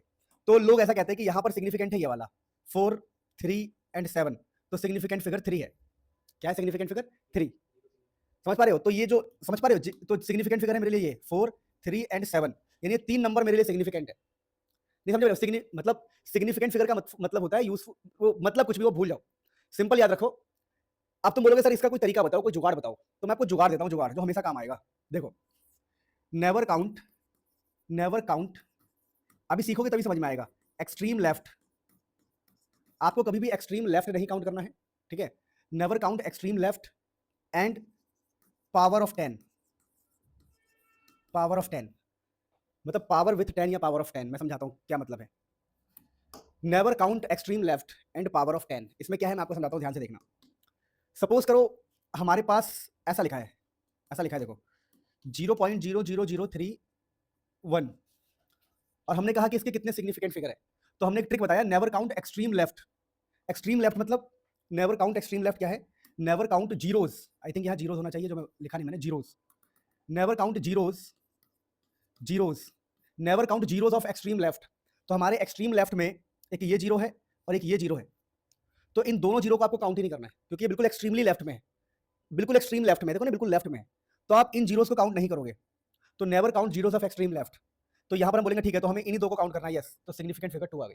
मान लो ऐसा लिखा होता 4.0037, तो इस बार हम जब काउंटिंग करते तो बिल्कुल लेफ्ट में तो कोई जीरो है ही नहीं, बिल्कुल लेफ्ट में जीरो नहीं है, बीच में है, बिल्कुल लेफ्ट में नहीं है। तो यहां पर लिखा है कि आपको कौन से काउंट नहीं करने हैं? Never count zeros of extreme left, आपको लेफ्ट वाले काउंट नहीं करने, आपको लेफ्ट के नहीं काउंट करने, बीच के तो काउंट कर ही सकते हो। तो 4, 1, 2, 3, 4, 5, यहां पर 5 सिग्निफिकेंट है। अब कभी ऐसा लिखा हो 4 × 10⁻³ तो आपको एक ही सिग्निफिकेंट मिलेगा, 10 की पावर्स को काउंट नहीं करना है। Never count zeros of extreme left and power of 10। अच्छा, इसके अलावा देखो, इसके अलावा कभी ऐसा हो जाए सिर्फ 4 लिखा हो, सिर्फ 4, तो क्या बोलोगे? इसके कितने सिग्निफिकेंट हैं? तो जब कोई एग्जैक्ट नंबर होता है ना, एग्जैक्ट नंबर जैसे ऐसे दे दिया उसने, एग्जैक्ट नंबर दे दिया, एग्जैक्ट नंबर बोल दिया ऐसे, 4 आम, 4 केले, कुछ भी, तो ये जो एग्जैक्ट नंबर होते हैं इनका सिग्निफिकेंट फिगर फिक्स नहीं होता। 1 बोल दो, 2 बोल दो, 3 बोल दो, 4 बोल दो, कुछ भी हो सकता है इसका आंसर। बोलो क्यों? उसके पीछे एक सिंपल लॉजिक है। कोई 4 को ऐसे लिखे, 4, किसी ने 4 को ऐसे लिखा, किसी ने 4 को ऐसे लिखा, तो यहां पर सिग्निफिकेंट फिगर 2 है, यहां सिग्निफिकेंट फिगर 4 है। तो मेरे कहने का मतलब यह है कि जो एग्जैक्ट नंबर्स होते हैं उनके इनफाइनाइट सिग्निफिकेंट फिगर हो सकता है। एग्जैक्ट नंबर्स के कितना भी हो सकता है, इनफाइनाइट हो सकता है, कुछ भी हो सकता है। तो एग्जैक्ट नंबर का फिक्स नहीं होता। अगर इतनी सी बात आप ध्यान रखते हो तो कोई भी क्वेश्चन कर सकते हो। Never count zeros of extreme left and power of 10, और एग्जैक्ट नंबर के इनफाइनाइट सिग्निफिकेंट फिगर होता है। तो आप दुनिया जान के कोई भी क्वेश्चन कर सकते हो बहुत इजीली, बहुत इजीली। ये बात सबको समझ में आ गई? मान लो किसी ने लिख दिया 400, तो इसका सिग्निफिकेंट फिगर 3 हो सकता है, 4 हो सकता है, 5 हो सकता है, 6 हो सकता है, 7 हो सकता है, 8 हो सकता है, 9। पर हम क्या लिख के आएंगे एग्जाम में? 3 लिख के आ जाएंगे और में लिख देंगे exact number can have infinite. समझ पाए? 3 भी लिख सकते हो और ये भी लिख सकते हो। अब तक आपने सिग्निफिकेंट फिगर पढ़ लिया होगा। अब सिग्निफिकेंट फिगर पढ़ने के बाद ना हमें कुछ रूल्स पढ़ना है। रूल्स क्या पढ़ना है? ये रूल्स आप पढ़ोगे तब भी आपको समझ नहीं आएगा। अगर आप ये रूल पढ़ भी लोगे तब भी आपको समझ नहीं आएगा, पर मैं आपको समझाता हूं। बेसिकली ये कैलकुलेशन का हिस्सा है, मैं आपको समझाता हूं, आप समझ जाओगे। देखो, ये रूल अभी मत पढ़ो, मैं आपको एक एग्जांपल से समझाता हूं। सपोज करो कहीं पर लिखा हुआ है 2.21, कहीं पे 2.21 लिखा है, और इसको मल्टीप्लाई करना है हमें 1.1 से, या हाँ किससे भी मल्टीप्लाई करना है। तो मल्टीप्लाई करके आंसर क्या आएगा? तो मल्टीप्लाई करके आंसर क्या आएगा सोचना है। अभी मैं आपको सब समझा रहा हूँ, बेफिक्र रहो। अभी मैं आपको समझा रहा हूँ, आप बेफिक्र रहो, बस मुझे टाइम दो। तो अगर हम 3.21 को मल्टीप्लाई करते हैं 1.1 से, तो हमारा जो आंसर आएगा वो आएगा 3.531। लेकिन आपको क्या बात ध्यान रखना है? आपको ये बात ध्यान रखना है कि देखिए, अगर आप कभी मल्टीप्लाई या डिवीजन करेंगे तो हमें फॉलो करना है लीस्ट सिग्निफिकेंट फिगर को। लीस्ट सिग्निफिकेंट फिगर फॉलो करने से क्या मतलब है? मान लो अगर आपने दो चीजों को मल्टीप्लाई किया और आपको आंसर लिखना है, तो आंसर लिखते वक्त आप क्या ध्यान दोगे? आप ध्यान दोगे कि देखो यार, इसके पास है 3 सिग्निफिकेंट फिगर, इसके पास है 3 सिग्निफिकेंट फिगर, 3 सिग्निफिकेंट फिगर, सुनना ध्यान से। और इस वाले बंदे के पास है 2 सिग्निफिकेंट फिगर, 2 सिग्निफिकेंट फिगर। तो जब आप आंसर लिखोगे, आंसर, जब आप आंसर लिखोगे ना, आंसर, तो इस आंसर को आपको फॉलो करना पड़ेगा लीस्ट सिग्निफिकेंट फिगर के हिसाब से। लीस्ट सिग्निफिकेंट फिगर के हिसाब से इसका क्या मतलब है? इसका ये मतलब है कि इसके पास है, समझना, इसके पास है 3 सिग्निफिकेंट, देखो 3.21, इसके पास है 3 सिग्निफिकेंट फिगर, इसके पास है 2 सिग्निफिकेंट फिगर, देखो 2 है, 1.1 है, 2 सिग्निफिकेंट फिगर। तो हमारा जो आंसर है, आंसर वो फॉलो करेगा लीस्ट सिग्निफिकेंट फिगर को। यानी इन दोनों में कम किसके पास है? लीस्ट का मतलब होता है कम। इन दोनों में कम किसके पास है? इन दोनों में कम सिग्निफिकेंट इसके पास है। कम कितना है? 2 सिग्निफिकेंट फिगर। तो हमारे आंसर में भी 2 सिग्निफिकेंट फिगर होना चाहिए, यानी हमारे आंसर में आना चाहिए 3.5। आप 3.531 को 3.5 लिखेंगे। 3.5 क्यों लिखेंगे? क्योंकि आप दो चीजों का मल्टीप्लाई कर रहे हो, इन दो चीजों में सबसे कम सिग्निफिकेंट फिगर इसके पास है। तो अगर इसके पास है तो इसकी कॉपी करके ही आपको आंसर लिखना है। जैसे अगर ये 1.1 है तो आप 3.531 को 3.5 लिखोगे। आई होप आपको समझ में आया है। ये रूल मल्टीप्लीकेशन और डिवीजन दोनों के लिए अलाउ होगा। जैसे मैं एक डिवीजन वाला क्वेश्चन लेता हूं। सपोज करो मेरे पास है 4.321 या 320, और इसको डिवाइड कर रहा हूं मैं 2.1 से, तो देखते क्या आंसर आता है। तो हमारे पास है 4.320 और डिवाइड किया मैंने 2.1 से, तो मेरा जो आंसर आ रहा है वो आ रहा है कुछ 2.0571। तो मैं इस आंसर को नहीं लिखूंगा, मैं सोचूंगा कि इसके पास कितने सिग्निफिकेंट फिगर है। तो इसके पास है 4 सिग्निफिकेंट फिगर, और इसके पास कितने सिग्निफिकेंट फिगर है? इसके पास है 2 सिग्निफिकेंट फिगर। तो हमें मल्टीप्लाई एंड डिवीजन में क्या फॉलो करना पड़ता है? For multiplication and division follow least significant figure. हमें आंसर में कम वाले को फॉलो करना है। कम वाला यानी अगर 2.1 है तो इसको मुझे उसी हिसाब से कन्वर्ट करना पड़ेगा 2.0। तो छोटे वाले, जैसे हमने दो चीजों को डिवाइड किया तो मुझे छोटे वाले की कॉपी में आंसर लिखना पड़ता है, इसकी फोटो कॉपी करके। जैसे यहां पर मल्टीप्लाई करके भले ही आंसर ये आ रहा है, पर आप ये मत लिखो, आप इस छोटे वाले सिग्निफिकेंट फिगर को फॉलो करोगे। 3.5 जिसको हम लिख रहे हैं, जैसे इसका है 1.1 तो 3.531 मत लिखो। जैसे ये 1.1 है वैसे ही होगा, 3.5 लिखना पड़ेगा। यानी हमें कम सिग्निफिकेंट फिगर वाले के हिसाब से आंसर लिखना होता है। दो चीजों में जिसका सिग्निफिकेंट फिगर कम है, जैसे इन दोनों को मल्टीप्लाई करने पर किसका सिग्निफिकेंट फिगर कम है? 1.1 का सिग्निफिकेंट फिगर कम है, जो कि है 2 सिग्निफिकेंट फिगर। तो हमें आंसर में भी 2 ही लिखना पड़ेगा, 2 ही सिग्निफिकेंट फिगर चाहिए। तो ये तो हम लोगों ने जो सीखा, ये रूल हमने सीखा मल्टीप्लीकेशन एंड डिवीजन के लिए। दोस्तों अब जो हम सीखने जा रहे हैं वो है एडिशन या सब्ट्रैक्शन के लिए। सपोज करो आपके पास है 3.25, आप इसमें ऐड कर रहे हो, मान लो ऐड कर रहे हो आप जैसे कुछ भी 1.2 ऐड कर रहे हो, 1.2। तो इनमें क्या फर्क है देखो, इसमें पॉइंट के बाद, इस पॉइंट के बाद दो नंबर है, फर्क समझो।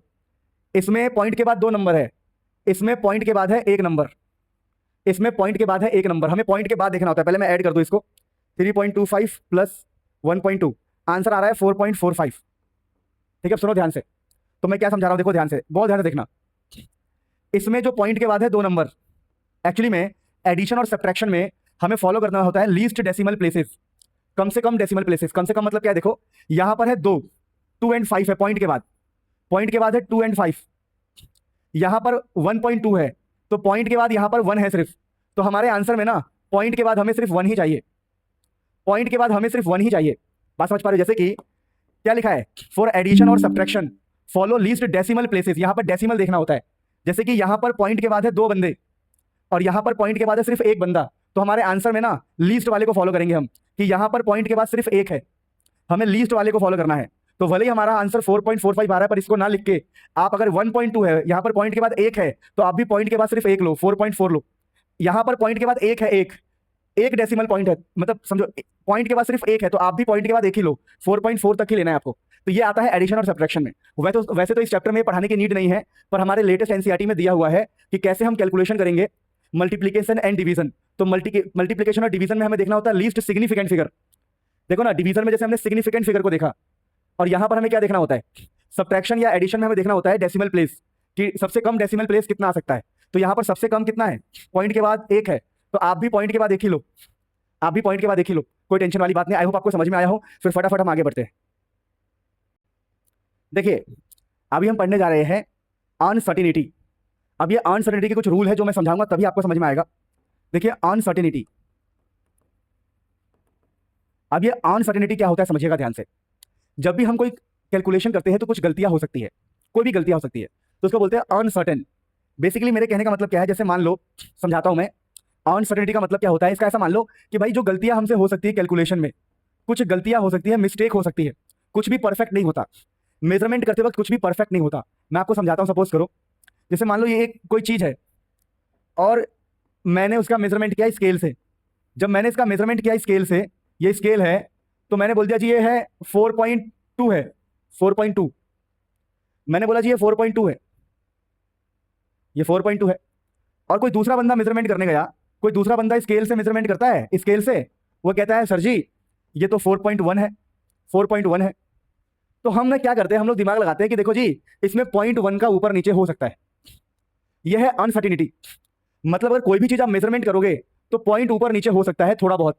तो हम लोग लिखते कैसे, ऐसे लिखते हैं, जैसे कि देखो मान लो किसी की लेंथ है, किसी की लेंथ है, तो हम ऐसे लिख के बताएंगे, देखिए जी अगर वो 10 मीटर का है, अगर 10 मीटर का है तो उसमें प्लस माइनस 0.1 हो सकता है। प्लस माइनस मतलब ऊपर नीचे थोड़ा बहुत हो सकता है। तो दोस्तों इसको बोलते हैं एरर। ये जो मैंने प्लस माइनस लिखा है ये एरर है, एरर। इसको दोस्तों बोलते हैं एरर, एब्सोल्यूट एरर। इसको ना एरर बोलते हैं, एब्सोल्यूट एरर। एरर मतलब ऊपर नीचे हो सकता है, गलती हो सकता है। अगर हम किसी का लेंथ नाप रहे हैं तो 10 प्लस माइनस 0.1, तो यही सब चीजों को हमें समझना है। लेकिन आपको ये सब समझने में थोड़ी तकलीफ हो सकती है, पर मैंने आपको हल्का सा आइडिया दिया कि जब भी हम कोई मेजरमेंट करते हैं तो 0.1 ऊपर नीचे हो सकता है, कई बार 0.2 ऊपर नीचे हो सकता है, कुछ भी हो सकता है। जैसे किसी ने बोला कि जी हम किसी की हाइट नाप रहे थे, वो है 2 प्लस माइनस 0.3, कि जी 0.3 ऊपर नीचे हो सकता है। तो ये हमारी प्रॉब्लम नहीं है, हमें बस एनसीईआरटी में एक छोटा सा पार्ट पढ़ाया गया ये वाला, कि एडिशन और सब्ट्रैक्शन में कैसे हमें ध्यान देना है। तो मैं आपको पहले सिखाऊंगा एडिशन और सब्ट्रैक्शन का।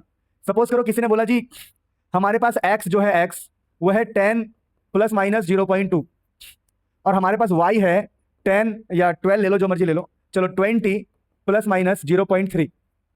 तो बताओ जी x प्लस y कितना होगा। तो दोस्तों जब ऐसे कुछ लिखा हो कि 10 में प्लस माइनस इतना गलती हो सकता है, 20 में प्लस माइनस इतना गलती हो सकता है, और बताओ x प्लस y क्या होगा, तो देखिए एक्स प्लस वाई में क्या करना होता है, बड़ी बहुत ही सिंपल सी चीज मैं आपको बता रहा हूं।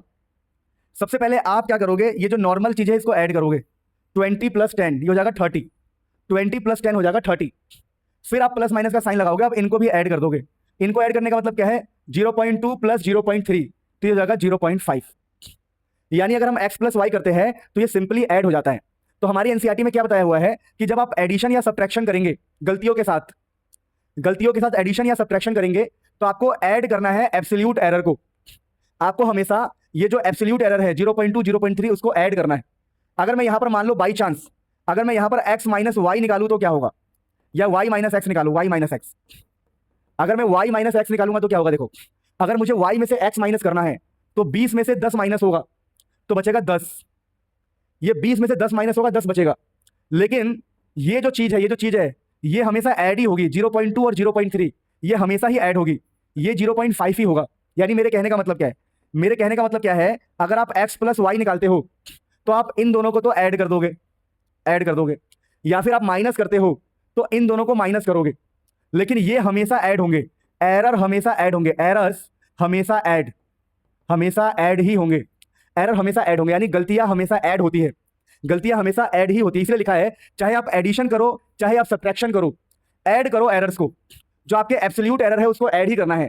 यानी कि अगर हम प्लस करेंगे तो ये दोनों प्लस होंगे, अगर हम माइनस करेंगे तो ये शुरू के माइनस होंगे, लेकिन ये हमेशा ही ऐड होंगे, एरर हमेशा ऐड होते हैं। इन एग्जाम्पल को लिख लो अपने नोटबुक में ताकि आपसे गलतियां ना हो। तो दोस्तों ये एरर वाले टॉपिक हमारे एनसीईआरटी में है, बहुत सारे टीचर नहीं पढ़ाते हैं क्योंकि वो पुराना ही घसीटते रहते हैं, सिलेबस चेक भी नहीं करते। चलो उनकी बात अलग है। अब देखिए मल्टीप्लीकेशन एंड डिवीजन का समझते हैं। जब भी क्वेश्चन मल्टीप्लीकेशन या डिवीजन का है, जैसे कि लिखा है x है 10 प्लस माइनस 2%, 10 प्लस माइनस 2%, फिर y है मान लीजिए यहां परसेंट, ध्यान रखना परसेंट, y बोले 20 प्लस माइनस 3%। तो अगर आपसे कोई बोलता है कि हमें जो x इंटू वाई करना है, तो जब आप x इंटू वाई करोगे तो आपका ये दोनों तो सिंपल मल्टीप्लाई होगा, 20 इंटू 10 200 प्लस माइनस ये जो 2 और 3% है ना, ये परसेंट यहां पर ऐड होंगे। क्या मतलब है, मतलब ये है अगर आपको परसेंट दिया है, परसेंट अगर आपको दिया है तो वो ऐड हो जाते हैं। देखो ये भले ही आपस में मल्टीप्लाई हो गए, देखो ये भले ही मल्टीप्लाई हो गए, 20 और 10 ये मल्टीप्लाई हो गए, हमने मल्टीप्लाई किया है, देखो x और y को मल्टीप्लाई किया है, तो ये तो आपके मल्टीप्लाई होंगे। लेकिन ये जो एरर्स है हमेशा ऐड होंगे, एरर्स हमेशा ऐड ही होंगे। समझ पा रहे हो आप, समझो। देखिए अगर आप एडिशन करो या सब्ट्रैक्शन करो, एरर्स हमेशा ऐड होंगे। आप मल्टीप्लिकेशन करो या डिवीजन करो, परसेंटेज एरर हमेशा ऐड होंगे, परसेंटेज एरर हमेशा ऐड होंगे। तो देखो मल्टीप्लाई डिवाइड में ना परसेंटेज एरर दिया होता है, इसको ऐड ही करना है। डिवीजन में भी यही होता, जैसे मान लो मुझे y बाई एक्स निकालना है, मुझे y बाई एक्स निकालना है, तो 20/10 मुझे y से इसको डिवाइड करना है, तो 20/10 आता है 10। लेकिन ये हमेशा ऐड ही होता है, ऐड मतलब 3 2 5% प्लस माइनस 5%। समझ पा रहे हो क्या कह रहा हूं मैं, ये सब आपके एनसीईआरटी में दिया हुआ है कि भैया एरर को हमेशा ऐड करना है। चाहे आप दो चीजों को मल्टीप्लाई करो, आप इनको मल्टीप्लाई कर दो कोई दिक्कत नहीं है, आप इनको आपस में डिवाइड कर दो, पर एरर को हमेशा ऐड ही करना है। लेकिन एक बार ध्यान रखना, कई बार ऐसा होता है कि हमें परसेंटेज नहीं दिया होता है।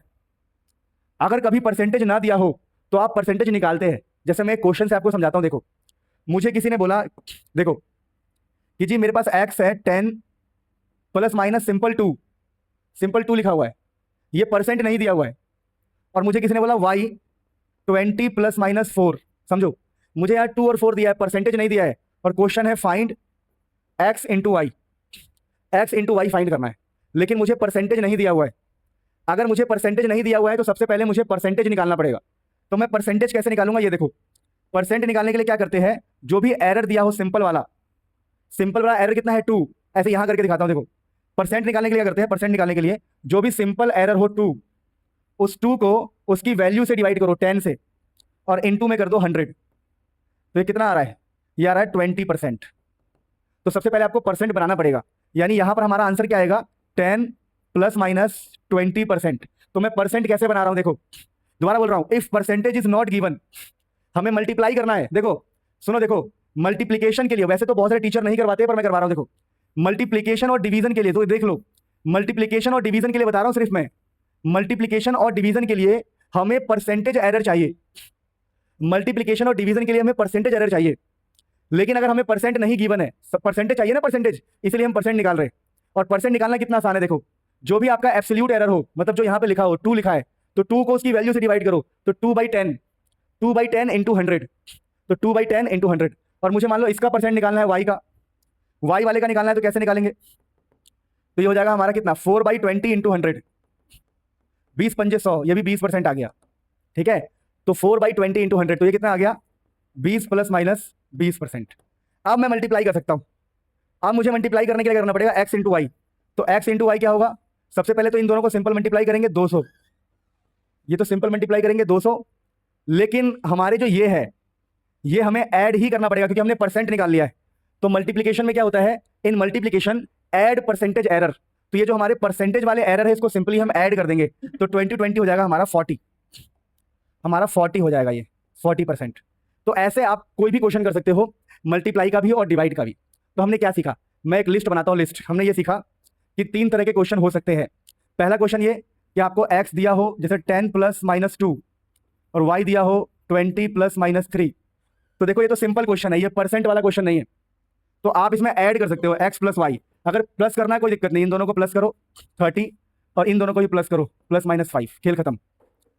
अब मान लो अब क्वेश्चन ऐसा है, x is equal to 10 plus minus 2%, y is equal to 20 plus minus 2%। अब ऑलरेडी आपको परसेंट दिया है और मल्टीप्लाई करने को कहा है, मल्टीप्लाई।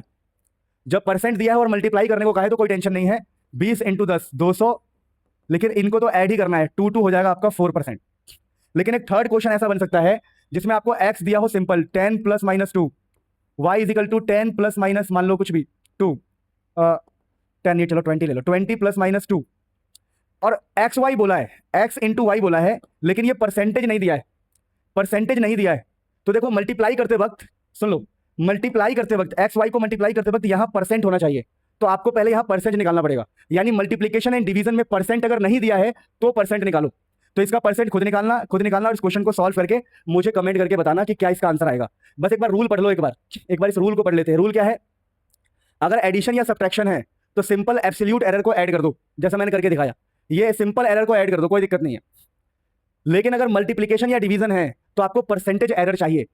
तो अगर इस क्वेश्चन में मुझे परसेंटेज एरर दिया है तो कोई दिक्कत ही नहीं है, लेकिन अगर परसेंटेज एरर नहीं दिया है, if percentage error is not given, तो सबसे पहले परसेंटेज निकालो। जैसे इस क्वेश्चन में हमें मल्टीप्लाई करने को कहा है और परसेंट भी नहीं दिया है, तो पहले हम परसेंट निकालेंगे, जो मैंने आपको सिखाया। सो आई होप आपको समझ में। प्लीज़ सब्सक्राइब कर लो, फ्यूचर में बहुत कुछ लेके आने वाला हूँ। ये तो मैंने चैप्टर थोड़ा जल्दीबाजी में कराया है, मैं इसका डिटेल्ड लेक्चर भी लेके आ रहा हूँ। लव यू ऑल, बहुत सारा प्यार।